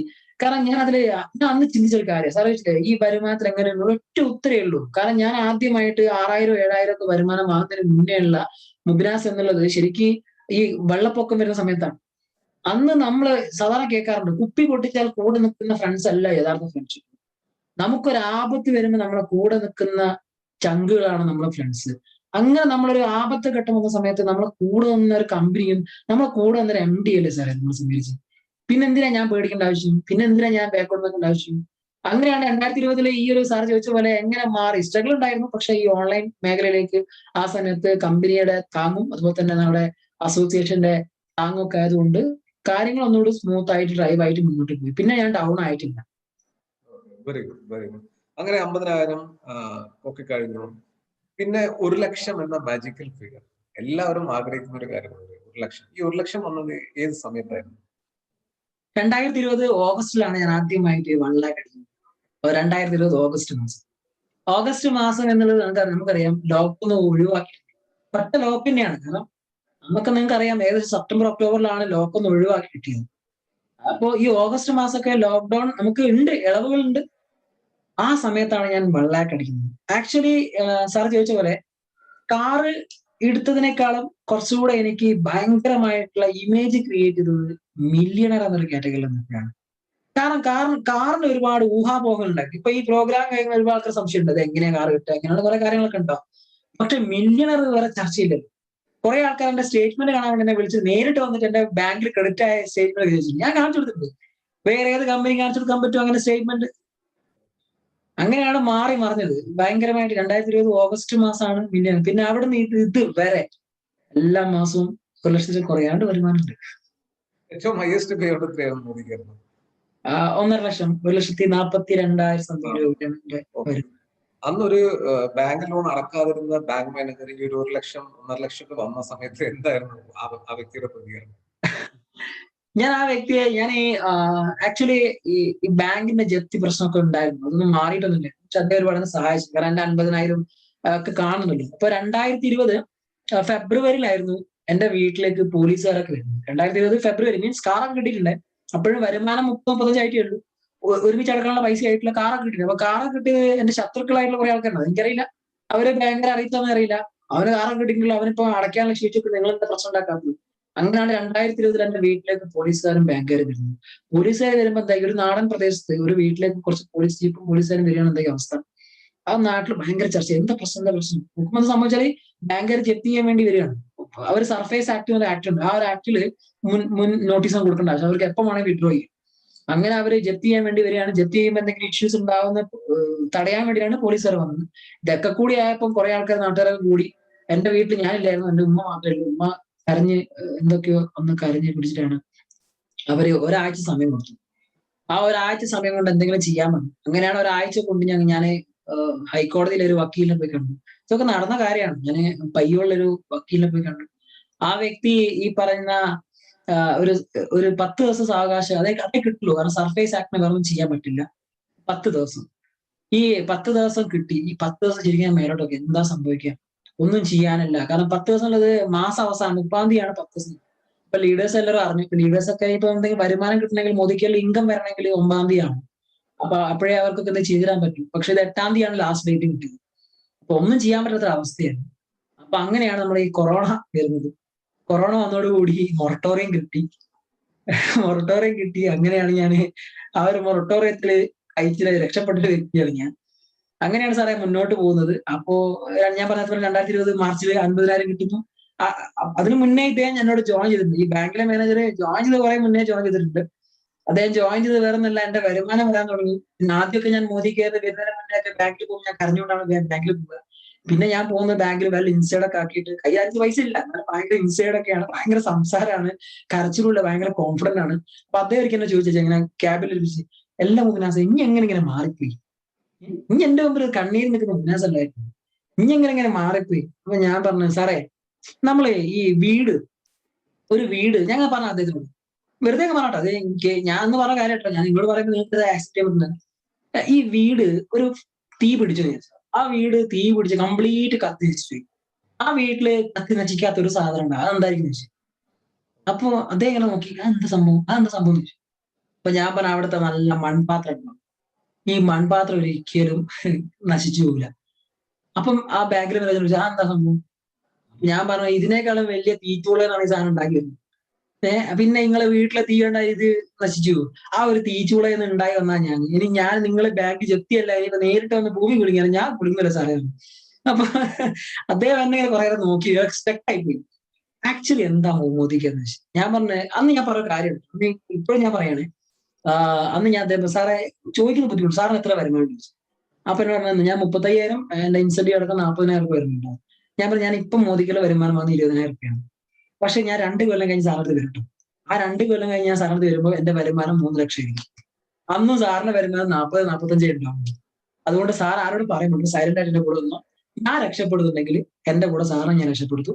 സൈലന്റ് ആയിട്ട് ഐഡിയ ഉണ്ടാക്കിച്ചോ, ആരോടും പറയാനും പോണ്ട, നമുക്ക് നിങ്ങൾ റിട്ടയർമെന്റ് കഴിയുമ്പോൾ നമുക്ക് റിട്ടയർ ആകാൻ പാവം ഒരു 5-6 മാസം കൂടെ ഇരുന്നു. അങ്ങനെയാണ് എന്റെ ജീവിതത്തിൽ ആദ്യമായിട്ട് അദ്ദേഹം എനിക്ക് ആധാർ കാർഡിന്റെ കോപ്പിയും പാൻ കാർഡിന്റെ കോപ്പിയും എന്നെ ജപ്തി നോട്ടീസ് അയച്ച അതേ ബാങ്കിലെ മാനേജറുടെ ആധാർ കാർഡ് കോപ്പിയും ഒക്കെ വാങ്ങി ഞാൻ ജോയിൻ ചെയ്യിപ്പിച്ച് ഹാപ്പിയായി മുന്നോട്ട് പോയി.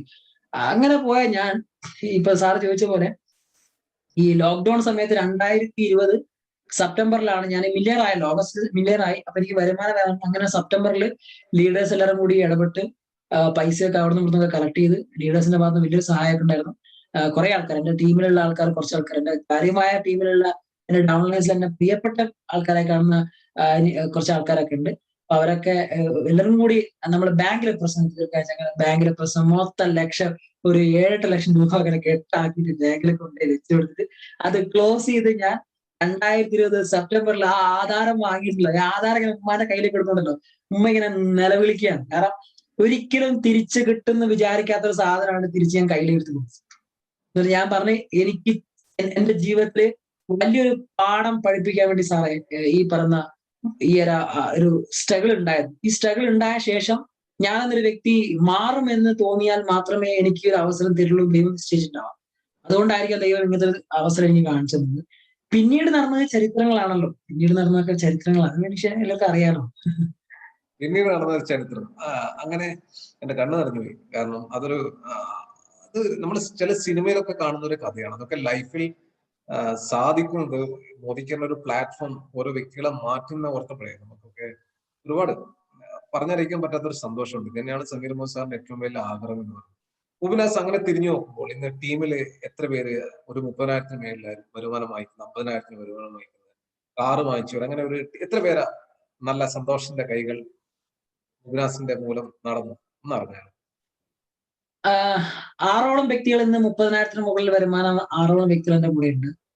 50,000 മുകളിൽ വരുമാനം വാങ്ങുന്ന 2-3 വ്യക്തികൾ ഇപ്പൊ എന്റെ കൂടെ ഉണ്ട്. ഇപ്പൊ ലേറ്റസ്റ്റ് 1 ലക്ഷം രൂപ വരുമാനം വാങ്ങുന്ന 2 മില്യർ ഈ മാസം എന്റെ കൂടെ ഉണ്ട്. വാഹനം ആരെങ്കിലും സ്വന്തമാക്കിയില്ലേ കൂടുതൽ? ക്ലിയർ ആയില്ല സാർ. കാറ് വാങ്ങിച്ചു വരാറുണ്ടോ ടീമിൽ? യെസ്, കാറ് വാങ്ങിയ 2 പേര് എന്റെ കൂടെ ഉണ്ട്. ഒന്ന് മലപ്പുറത്തിന്റെ നിനിഷ പ്രേം എന്നുള്ള ലേഡി. ഞാൻ ലാസ്റ്റ് പറയാന്ന് വെച്ചിട്ടാണ്, 22 പേരോട് ഞാൻ സംസാരിച്ച് ജോയിൻ ചെയ്തില്ല എന്ന് പറഞ്ഞില്ല സാറേ. അതിൽ 23-ാമത്തെ വ്യക്തിയായിട്ട് എന്റെ കൂടെ ഫസ്റ്റ് ജോയിൻ ചെയ്തൊരു വ്യക്തിയാണ് നിനിഷ പ്രേമൻ. ആ നിനിഷ പ്രേമനെ പിന്നെ ഞാൻ കട്ടക്ക് സപ്പോർട്ട് ചെയ്ത് ആ വ്യക്തിയെ ഞാൻ സീനിയർ ഡയറക്ടറായി, ഞാൻ എക്സിക്യൂട്ടീവ് ഡയറക്ടർ ആകുന്ന അദ്ദേഹത്തെ എക്സിക്യൂട്ടീവ് ഡയറക്ടറാക്കി. അടിപൊളിയായി പോയി. അദ്ദേഹം കാർ എടുത്തു. അടുത്തത് കോഴിക്കോട് ജില്ലയില് അത്തോളി സ്വദേശിയായിട്ടുള്ള സൗമ്യ വിവേക്, സാറിന് അറിയാം, ഒരു കിയ സെൽട്ടോസ് കാർ എടുത്ത 2 പേര്. ഇവർ 2 പേരാണ് എന്റെ കൂടെ മോദി കെയറിലെ കാർ എടുത്ത 2 വ്യക്തികൾ. അതില് കിയ സെൽട്ടോസ് എടുത്ത 2 പേര് കിയ സെൽട്ടോസ് എടുത്തത്. 2 പേരെ എനിക്ക് മറക്കാൻ പറ്റില്ല. കാരണം എന്റെ ജീവിതത്തിൽ വലിയ ബിസിനസ് ടേൺ ഓവർ ഉണ്ട്. 2 ഗ്രൂപ്പിനെ, ശക്തമായ ഗ്രൂപ്പിനെ സൃഷ്ടിച്ച 2 പേരാണ് ഈ 2 വ്യക്തികൾ. അത് ഈ സമയത്ത് ഈ 2 വ്യക്തികൾക്കും എന്റെ വിനീതമായിട്ടുള്ള കൂപ്പുകൈ. കാരണം അവരാണ് എന്റെ റൈറ്റ് ഹാൻഡ്സ്. മുബിനാസെ, ഇപ്പം പല പ്രേക്ഷകർ പലരും ചിന്തിക്കുന്നുണ്ടാവും, ഒരുപാട് പേരുണ്ടാവും മോദി കെയറിൽ കൺസൾട്ടൻസ് ആയിട്ട്, അല്ലെങ്കിൽ അങ്ങനെ പല ആൾക്കാർ ഈ വീഡിയോ കാണും, ഇപ്പം ലൈവായിട്ട് കാണുന്നവരുണ്ടാവും, ഈ വീഡിയോ ഇനി കാണാൻ പോകുന്ന ആൾക്കാരുണ്ടാവും. അവരുടെ ഒക്കെ മനസ്സിൽ വരുന്ന ഒരു കാര്യമായിരിക്കും, എങ്ങനെയാണ് ഈ ഒരു സാധാരണക്കാരൻ ഒരു അസാധാരണക്കാരനായിട്ട് മാറാൻ വേണ്ടി മോദി കെയറിന്റെ എന്ത് ടൂളാണ് യൂസ് ചെയ്തത്? ഇപ്പം ഡിസ്ട്രിബ്യൂഷൻ പോയിന്റ് ആണോ, അല്ലെങ്കിൽ ലോയൽറ്റി പ്രോഗ്രാം ആണോ, ഫാസ്റ്റ് ടാഗ് പ്രോഗ്രാം ആണോ, ഹോം ഷോപ്പിംഗ് ആണോ? എന്താണ് നിങ്ങളുടെ ടീമിന്റെ സ്ട്രാറ്റജി ഇങ്ങനെ വിജയിക്കാനുള്ള ഒരു ഫോർമുല? ആക്ച്വലി ഇതിനൊരു സ്ട്രാറ്റജി എന്നുള്ളത്, സാർ ചോദിച്ചാൽ എനിക്കും ഒരുപാട് ആഗ്രഹങ്ങളുണ്ട്. ആക്ച്വലി എനിക്ക് ഒരുപാട് ആഗ്രഹങ്ങൾ, നമ്മൾ ആരും ചിന്തിക്കാത്തൊരു കാര്യം, നമ്മൾ ഈ ബിസിനസ്സിൽ വിജയിക്കണമെങ്കിൽ നമ്മൾ ആഗ്രഹങ്ങൾ നമ്മൾ എക്സ്പ്ലോർ ചെയ്യേണ്ട ആവശ്യമൊന്നുമില്ല. നമ്മളെക്കാൾ കൂടുതൽ നമ്മളെ വിശ്വസിച്ച് കൂടെ നിൽക്കുന്ന കുറെ ആളുകൾ, അവരുടെ സ്വപ്നങ്ങൾ എന്താണെന്ന് നമ്മൾ അവരോട് ചോദിച്ച് മനസ്സിലാക്കുന്ന സമയം നിങ്ങൾ കൊടുത്തു, നിങ്ങൾക്ക് വിജയിക്കാം. പല ആൾക്കാർ അത് ചെയ്യുന്നില്ല. അവനവന്റെ സ്വപ്നങ്ങൾ വളർത്താനുള്ള പല വഴികളാണ് നോക്കുന്നത്. ഞാൻ നേരെ തിരിച്ചാണ് ചെയ്യുന്നത്. എന്റെ കൂടെ വന്ന ഓരോ വ്യക്തികളെയും ഇരിപ്പിച്ചിട്ട് അവരുടെ സ്വപ്നങ്ങൾ എന്തൊക്കെയാണ്, അവരുടെ ആഗ്രഹങ്ങൾ എന്തൊക്കെയാണെന്നുള്ളത് അവരോട് ചോദിച്ചിട്ടുള്ള, അതിന് ടൂളായിട്ട് ഞങ്ങൾ ചെയ്ത ഏറ്റവും വലിയൊരു പ്രോഗ്രാം എന്നത് റിക്രൂട്ട്മെന്റ് ആണ്. റിക്രൂട്ട്മെന്റ് എന്നുള്ളത് ഈ ബൾക്ക് പർച്ചേസ് എന്നല്ല. റിക്രൂട്ട്മെന്റ് എന്നുള്ളത് മിനിമം 50 PV എങ്കിലും ജോയിനിങ് ഫീസ്. കാരണം ആ ജോയിനിങ് ഫീസ് ഒരു പർച്ചേസിംഗ് രീതിയല്ല. നിങ്ങൾ 50 PV കൊടുത്ത് ഞങ്ങളെ കൂടെ നിൽക്കുമ്പോൾ ഞങ്ങൾ എന്തായാലും ഒരു ചൈത്ര യാത്രയിലാണ്. ഈ യാത്രയിൽ നിങ്ങൾക്കൊരു ഓപ്ഷൻ ഉണ്ട്, ഞങ്ങൾ കൂടെ നിൽക്കുകയാണെങ്കിൽ ഞങ്ങൾക്ക് ഒരു 10,000 രൂപ കിട്ടുകയാണെങ്കിൽ നിങ്ങൾക്ക് ഒരു 5 രൂപ വാങ്ങിച്ചു തരാനുള്ള ഒരു വഴി മോദി കെയറിന്റെ കൂടെ നിങ്ങൾ ജോയിൻ ചെയ്തുള്ള ഒരൊറ്റ വാക്കാണ് എന്റെ ടീമാണെങ്കിൽ ഞാൻ സംസാരിക്കാറുള്ളത്. ഈ ഒരു ഹോപ്പിന്റെ മുകളിലാണ് ഞങ്ങളൊരു ടീമിനെ പെട്ടെന്ന് വാർത്തെടുക്കുന്നത്. അതാണ് ഒരു ടൂൾ, മാക്സിമം റിക്രൂട്ട്മെന്റ്, അത് മിനിമം ഒരു 50 PV വെച്ചിട്ടെങ്കിലും ജോയിൻ ചെയ്യാന്നുള്ള കൺസെപ്റ്റ്. Very good. ഇനി എന്തൊക്കെയാണ് മുബിനാസിന്റെ ഭാവിയുള്ള പ്ലാൻ? ഇപ്പൊ ടീമിൽ ഇത്ര പേരെ അച്ചീവ് ചെയ്യിപ്പിക്കണം, മുബിനാസിന്റെ ലൈഫ് സ്റ്റൈൽ, അങ്ങനെ എന്തെങ്കിലും പ്ലാൻ ചെയ്തത് നമുക്ക് പറയാൻ വേണ്ടി പറ്റുമോ? പ്ലാൻ ചെയ്യുന്നത് നല്ല ഒരുപാട് പ്ലാനിങ് ഉണ്ട്. പക്ഷേ എനിക്ക് ഇന്നത്തെ ഈ ജോബ് സെക്യൂരിറ്റിയിലെ സാറിനോടാണെങ്കിലും എനിക്ക് ഒരു റിക്വസ്റ്റ് ഉള്ളത്, ഈ ഒരു വർഷം 2021 വർഷം 2021 വിഷൻ, ആ ഒരു വിഷൻ എന്നുള്ള ഒരു ഗംഭീരമായിട്ടുള്ള വിഷനാണ്. എനിക്ക് ടോപ്പ്, എന്താ പറയാ, ഒരു ടോപ്പ് ഏണർ അല്ലെങ്കിൽ എന്റർപ്രണർ, ആ ഒരു മില്യണർ മൈൻഡ് സെറ്റ്, അങ്ങനെയൊക്കെ പറയാം, ബില്യണർ മൈൻഡ് സെറ്റ്, അങ്ങനെ കുറെ പ്ലാനിങ് ഉണ്ട്. എന്റെ വീട്ടിൽ വന്നു കഴിഞ്ഞാൽ നിങ്ങൾക്ക് ഞെട്ടിപ്പോകും. സംഭവം ചെറിയ ഓൾട്ട വീടാണെങ്കിലും അതിന് ആ റൂമിലേക്ക് കയറി കഴിഞ്ഞാൽ ഒരുപാട് പ്ലാനുകൾ ഇങ്ങനെ സ്റ്റിക്കറിലോട്ട് ചെയ്തിട്ടുണ്ട്. ആക്ച്വലി സാർ ചോദിച്ച പോലെ ഈ ഇത്രയും വലിയ മാസീവ് ആയിട്ടുള്ള ഒരു മാറ്റം ഉണ്ടാവാനുള്ള പ്രധാനപ്പെട്ട ഒരു കാരണം ഈ ഡ്രീമുകളെ നമ്മൾ പിക്ചറൈസ് ചെയ്ത് വെക്കണം എന്നുള്ളത് ഒരു ചെറിയ ധാരണയാണ്. അപ്പൊ ഞാൻ സാറിന് തിരിച്ചു ചോദിക്കണം, അപ്പൊ അതിന് സാറിന് ഉത്തരം പറയാൻ പറ്റി അറിയില്ല. ഞാനിപ്പോ ഒരു 4 അടി വീതിയുള്ള ഒരു പലക, ശ്രദ്ധിച്ച് കേൾക്കണം, ഒരു 4 അടി വീതിയുള്ള ഒരു പലക, ഏകദേശം ഒരു 8 അടി നീളമുണ്ട്. ഈ ഒരു 4 അടി വീതിയുള്ള പലക ഞാൻ നിലത്തിടുകയാണ്. സാധാരണ നിലത്തിട്ടിട്ട് ഞാൻ പറയാണ് സാറിനോട്, ആ പലകന്റെ മുകളിൽ കൂടെ നടന്നു പോകുമെന്ന്. സാർ ആ പലകന്റെ മുകളിൽ കൂളായിട്ട് നടന്നു പോകും, ഒരു ബുദ്ധിമുട്ടില്ല.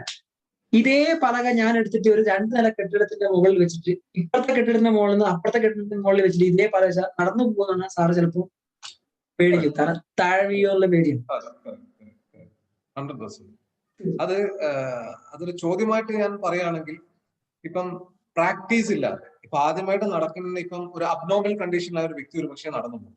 രണ്ടാമത്തത്, ആ ഒരു പലകയുടെ തിക്നെസ്, ഇത് പൊട്ടില്ല എന്നുള്ളൊരു ഉറപ്പുണ്ടെങ്കിൽ നമുക്ക് നടക്കാൻ പറ്റും. മൂന്നാമത്തെ ഏറ്റവും വലിയ കാര്യമാണ് ഒരു പ്രാക്ടീസ് ചെയ്യുകയാണെങ്കിൽ.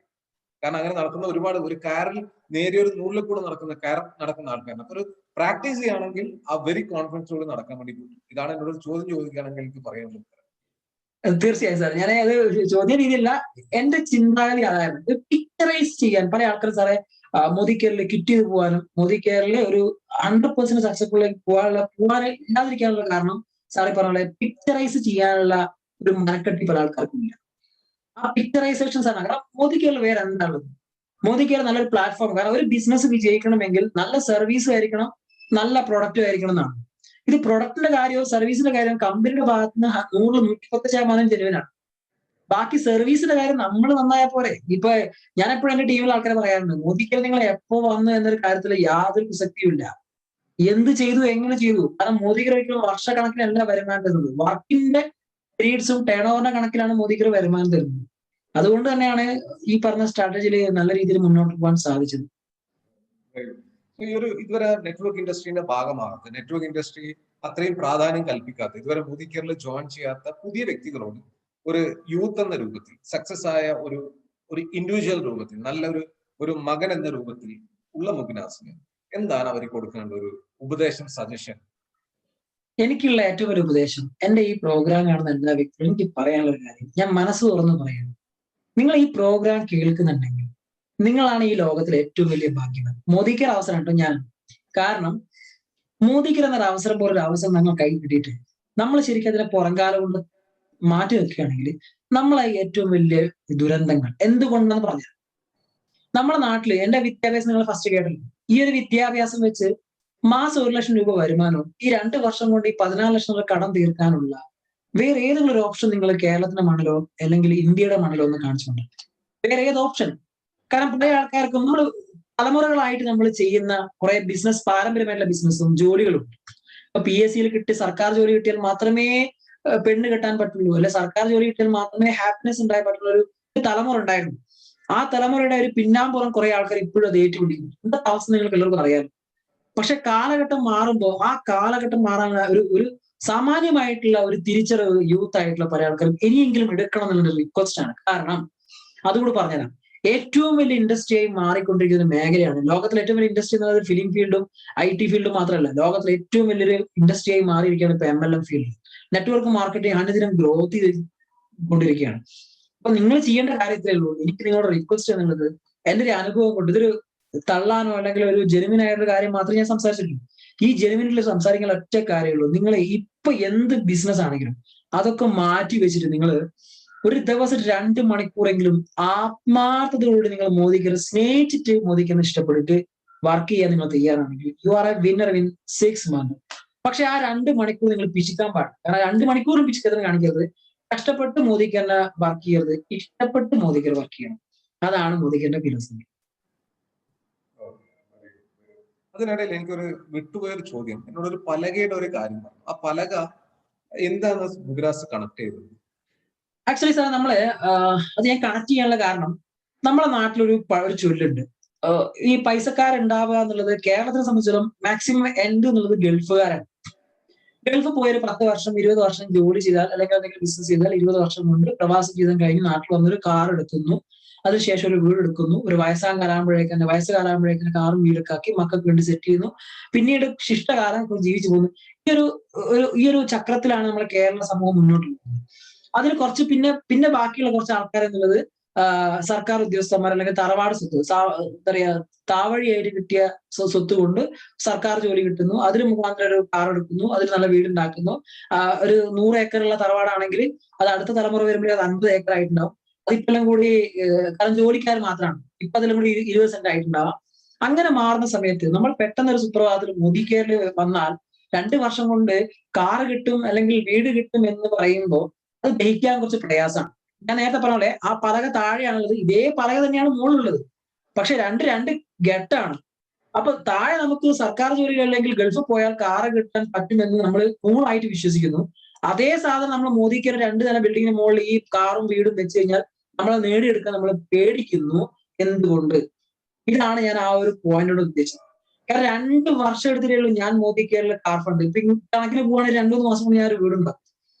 എന്തായിരിക്കും അവസ്ഥ? നമ്മുടെ നാട്ടിൽ ഇത്രയും വലിയ മാറ്റം ഉണ്ടാക്കിയ ഒരു ഓപ്ഷൻ കിട്ടിയിട്ട് ഇത്രയും വലിയൊരു കൊറോണ പോലുള്ള ഈ ഒരു ബുദ്ധിമുട്ടില് എല്ലാവരുടെയും ജോലി ബിസിനസ് ഒക്കെ ഡല്ലായി നിൽക്കുമ്പോൾ, നമ്മളെ മോദിക്കർ പോലുള്ള ബിസിനസ് ഇൻഡസ്ട്രി വളർന്നു കൊണ്ടിരിക്കുമ്പോൾ നമ്മൾ എന്തിനാ പിന്നെ ആരെയും നമ്മൾ കോംപ്രമൈസ്? നമ്മൾ എന്തിനാ ലൈഫിൽ കോംപ്രമൈസ്? പല ആൾക്കാരുടെ ഏറ്റവും വലിയ പ്രശ്നമാണ് സാർ, കോംപ്രമൈസ് ആണ്, സേഫ് സോൺ ആണ്. Very good, very good, best. ഒരു പുതിയ കേൾക്കുന്ന ഒരാൾക്ക് ഇതിന്റെ സാരാംശം എന്തായാലും 100% മനസ്സിലായിട്ടുണ്ടാവും. ഈ ഒരു സമയത്ത് മുബിനാസിനെ കുറിച്ച് നമുക്ക് നമ്മളെവിടെ ഒരു മതിപ്പ് തോന്നും. മുബിനാസ് എന്ന് പറയുന്ന വ്യക്തിനെ എങ്ങനെയാണ് കാണുന്നത്? എന്റെ റോൾ മോഡൽ ആരാണെന്ന് വെച്ചാൽ ഞാൻ പറയും, ഞാൻ തന്നെയാണ് എന്റെ റോൾ മോഡൽ. എനിക്ക് വേറെ റോൾ മോഡൽസ് ഇല്ല. ആക്ച്വലി ഈ ഐ ആം പെർഫെക്റ്റ്, ഞാൻ അഹങ്കാരം പറയല്ലോ, ഐ ആം പെർഫെക്റ്റ്. ഞാൻ എപ്പോഴും മോദിക്കർ സ്റ്റാർട്ട് ചെയ്യപ്പോഴേ എന്റെ ടൂൾ എന്നുള്ളത് എന്റെ കണ്ണാടി, എന്റെ വീട്ടിലൊരു കണ്ണാടി. ഈ കണ്ണാടി ഞാൻ മാത്രമേ മറ്റുള്ള വേറെ ആരും കേൾക്കില്ല. ഞാൻ പ്രസന്റേഷനിലുണ്ട് പ്രശ്നങ്ങളും. ഞാൻ ആദ്യമായിട്ട് ഹോം മീറ്റിംഗ് എടുക്കാൻ പോയി, ഇന്നും ഓർമ്മയാണ്. മലപ്പുറം നിനിഷ പ്രേമന്റെ വീട്ടിലാണ് ഞാൻ ആദ്യമായിട്ട് ഹോം മീറ്റിംഗ് എടുക്കാൻ പോയത്.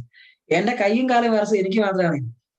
ഒന്നു പോയോന്ന് എനിക്കറിയില്ല, അത്രയും ഞാൻ അങ്ങ് പേടിച്ചിരുന്ന സമയം ഉണ്ടായിരുന്നു. ആ സമയത്ത് അതിന്റെ ഒക്കെ ഒരു പോരായ്മ ഞാൻ മാറ്റിയെടുത്തത്, ഞാൻ വീട്ടിൽ എന്റെ ഒരു കണ്ണാടി, ആ കണ്ണാടി മുമ്പിൽ ഞാൻ ഇങ്ങനെ സംസാരിക്കും. അപ്പൊ എന്റെ മുഖം ഇങ്ങനെ കാണുമല്ലോ, സംസാരിക്കും, ഇങ്ങനെ കാണും. അപ്പൊ അതൊക്കെ കാണുന്ന സമയത്ത് ഞാൻ ഇങ്ങനെ എന്താ പറയാ, എന്റെ പോരായ്മകൾ എനിക്ക് തന്നെ അപ്പൊ ഞാൻ ഇങ്ങനെ സ്വന്തമായിട്ട് പറയും, I am perfect, you are a perfect man, you are a perfect Mubinas, you are a perfect. ഞാൻ എന്നെ തന്നെ പെർഫെക്റ്റ് ആകും. ഇപ്പൊ സാറ് ചോദിച്ച ചോദ്യത്തിൽ എത്രയും പറഞ്ഞേ ഉള്ളൂ, അതിനൊറ്റ ഉത്തരേ ഉള്ളൂ, എന്റെ റോൾ മോഡൽ ഞാൻ തന്നെയാണ്. എനിക്ക് വേറൊരു റോൾ മോഡലിന്റെ ആവശ്യമില്ല. കാരണം ഞാൻ എന്താണെന്ന് എനിക്ക് വ്യക്തമായിട്ട് അറിയാം. എനിക്ക് ഒരു കാര്യം ഉറപ്പാണ്, ഞാൻ അന്നും ഇന്നും എന്നും എനിക്ക് എന്റെ കൂടെ വരുന്ന എന്റെ ടീം മെമ്പേഴ്സ്, എന്റെ കൂടെ വരുന്ന എല്ലാ വ്യക്തികൾക്കും വലിയൊരു അവസരം, വലിയൊരു വരുമാനം ഉണ്ടാക്കി കൊടുത്തിട്ട് ഞാൻ റെസ്റ്റ് ചെയ്യും. ഇതൊക്കെ തുടക്കം മാത്രം. Very good Mumtaz, super super.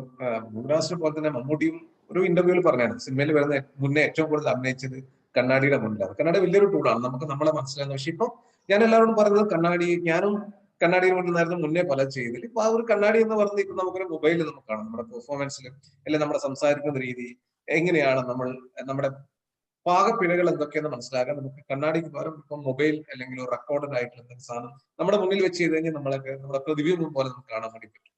Okay മുബിനാസ്, ഈ ഒരു സാഹചര്യത്തിൽ ഞാൻ പ്രോഗ്രാം മൈൻഡപ്പ് ചെയ്യുന്നതിന് മുന്നേ ആരോടെങ്കിലും നന്ദി പറയാനുണ്ടെങ്കിൽ ഈ ഒരു സമയത്ത് പറയാം. സാർ ഞാൻ നന്ദി പറയാൻ തുടങ്ങിയാൽ ഒരു നിര തന്നെ ഉണ്ട് സാറ്. കാരണം ഞാൻ നന്ദി പറയാൻ എപ്പോഴും കൂടി കരുതി. കാരണം അത് വല്ലാത്തൊരു അനുഭവമാണ്. കാരണം നന്ദി എന്നുള്ളത് സ്റ്റാർട്ടിങ്ങിൽ പറയുകയാണെങ്കിൽ ജന്മം തന്ന എന്റെ ഉപ്പയമ്മയാണ്, ഞാൻ ആദ്യം നന്ദി പറയാം.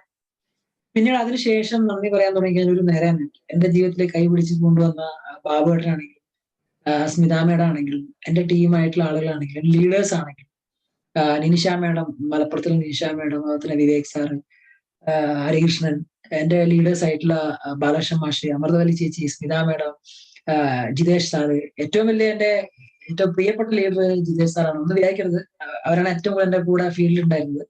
അതിനുശേഷം ഷാജി ഏട്ടൻ, ബാലുശ്ശേരിയിലെ ഷാജി സാറ്, ജിതു സാറ്, അതുപോലെ തന്നെ നമ്മുടെ വിജീഷ് കുമാർ സാറ്. ശരിക്കും വിജീഷ് കുമാർ സാർ ഒരു ലീഡർ അല്ല. ശരിക്കും വിജീഷ് കുമാർ സാർ ഞാൻ എപ്പോഴും ഏട്ടാന്നാ വിളിക്കാറില്ല. കാരണം അദ്ദേഹം എപ്പോഴും ഒരു അനിയനെ പോലെയാണ്, എന്റെ എല്ലാ കാര്യങ്ങളും അദ്ദേഹത്തിന് അറിയാം. അദ്ദേഹം ശരിക്കും ഒരു അനിയനെ പോലെയാണ് എന്നെ കെയർ ചെയ്തത് വിജീഷ് കുമാർ സാറ്. അതുപോലെ ദിനേശ് സാറും അതുപോലെ തന്നെ ജിഷ സാറൊക്കെ ഒരിക്കലും ഞാൻ മറക്കില്ല. കാരണം ഞാൻ അദ്ദേഹത്തിന് ആദ്യമായിട്ട് എന്റെ ജീവിതത്തിൽ ഞാൻ ഇതുവരെ 5 ലക്ഷം രൂപ വരുമാനം കിട്ടുന്ന ഒരു വ്യക്തി ഞാൻ കണ്ടിട്ടില്ല.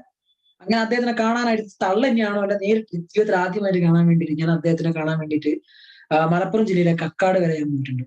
കക്കാട് പോയി അവരെ ഇരിപ്പിച്ച് കാര്യങ്ങൾ സംസാരിച്ച് അന്നൊരു ഷെയ്ക്ക് ഹാൻഡ് കൊടുത്തിരുന്നു. ആ ഷെയ്ക്ക് ഹാൻഡ് ശരിക്ക് നമ്മൾ തിരിച്ചു കൊടുക്കേണ്ട ഏറ്റവും വലിയ ഗിഫ്റ്റ് അത് തന്നെയാണ്. പിന്നെ ഞാൻ സാറിന് മുമ്പിൽ സംസാരിക്കുമ്പോൾ നന്ദി പറയുമ്പോൾ എനിക്ക് സംസാരിക്കുമ്പോൾ കുറെ ആൾക്കാരുണ്ട്, ഞാൻ വിട്ടുപോകുന്നതുകൊണ്ടാണ് ഓരോരുത്തരും പേര് പറയാത്തത്.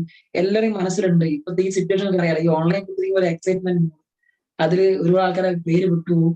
ഒന്നും വിചാരിക്കരുത്, എന്റെ ഈ പ്രോഗ്രാം കാണുന്ന എല്ലാ വ്യക്തികൾക്കും ആരാണെങ്കിലും എന്റെ മനസ്സിലുണ്ട്, സന്തോഷം മാത്രമേ ഉള്ളൂ. അത് കൂടാതെ ഇപ്പൊ ഞാൻ ഇട്ട ഈ കോട്ട് എനിക്ക് തന്നത്, എനിക്കൊരു 5 രൂപ പോലും വരുമാനം ഇല്ലാത്ത സമയത്ത്, എനിക്കൊരു വരുമാനം ഇല്ല, എനിക്ക് ഈ കോട്ട് തന്ന എന്റെ പ്രിയപ്പെട്ട വിജീഷ് കുമാർ സാറാണ്.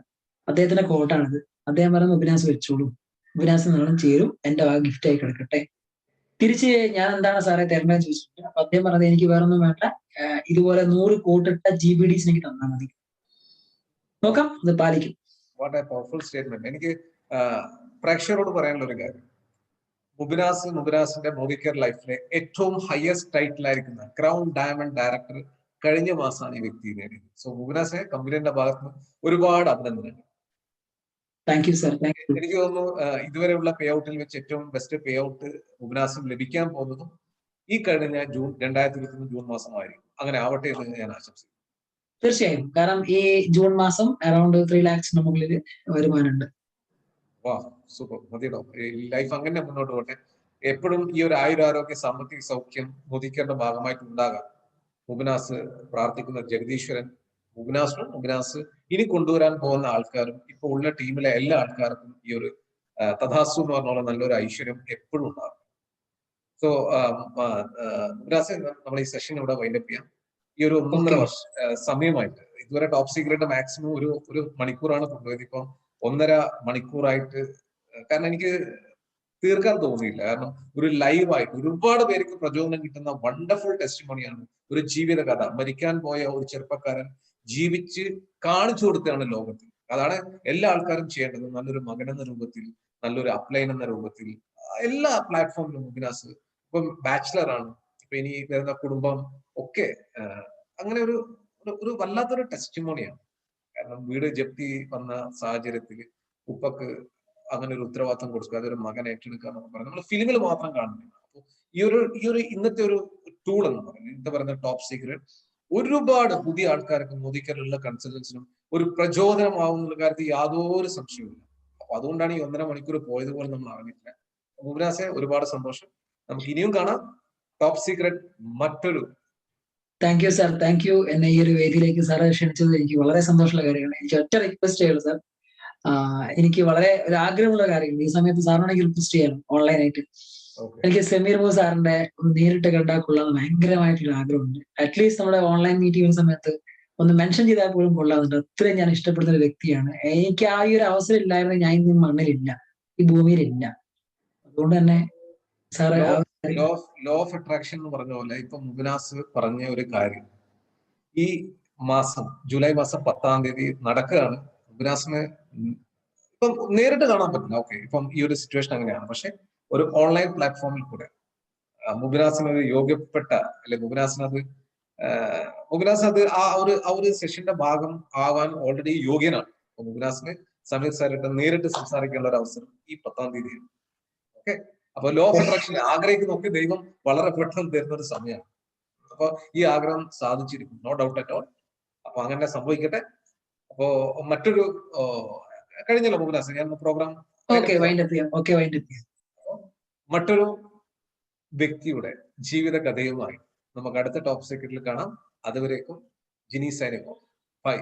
എന്നും നമ്മുടെ ഒരുപാട് പേരെ ജീവിതത്തിൽ നല്ല നിറം കാട്ടിക്കൊടുത്ത് മോദിക്കാണ് ഒരു ജയ് പറഞ്ഞുകൊണ്ട് ഞാൻ ഈ സെഷൻ വൈകിട്ട്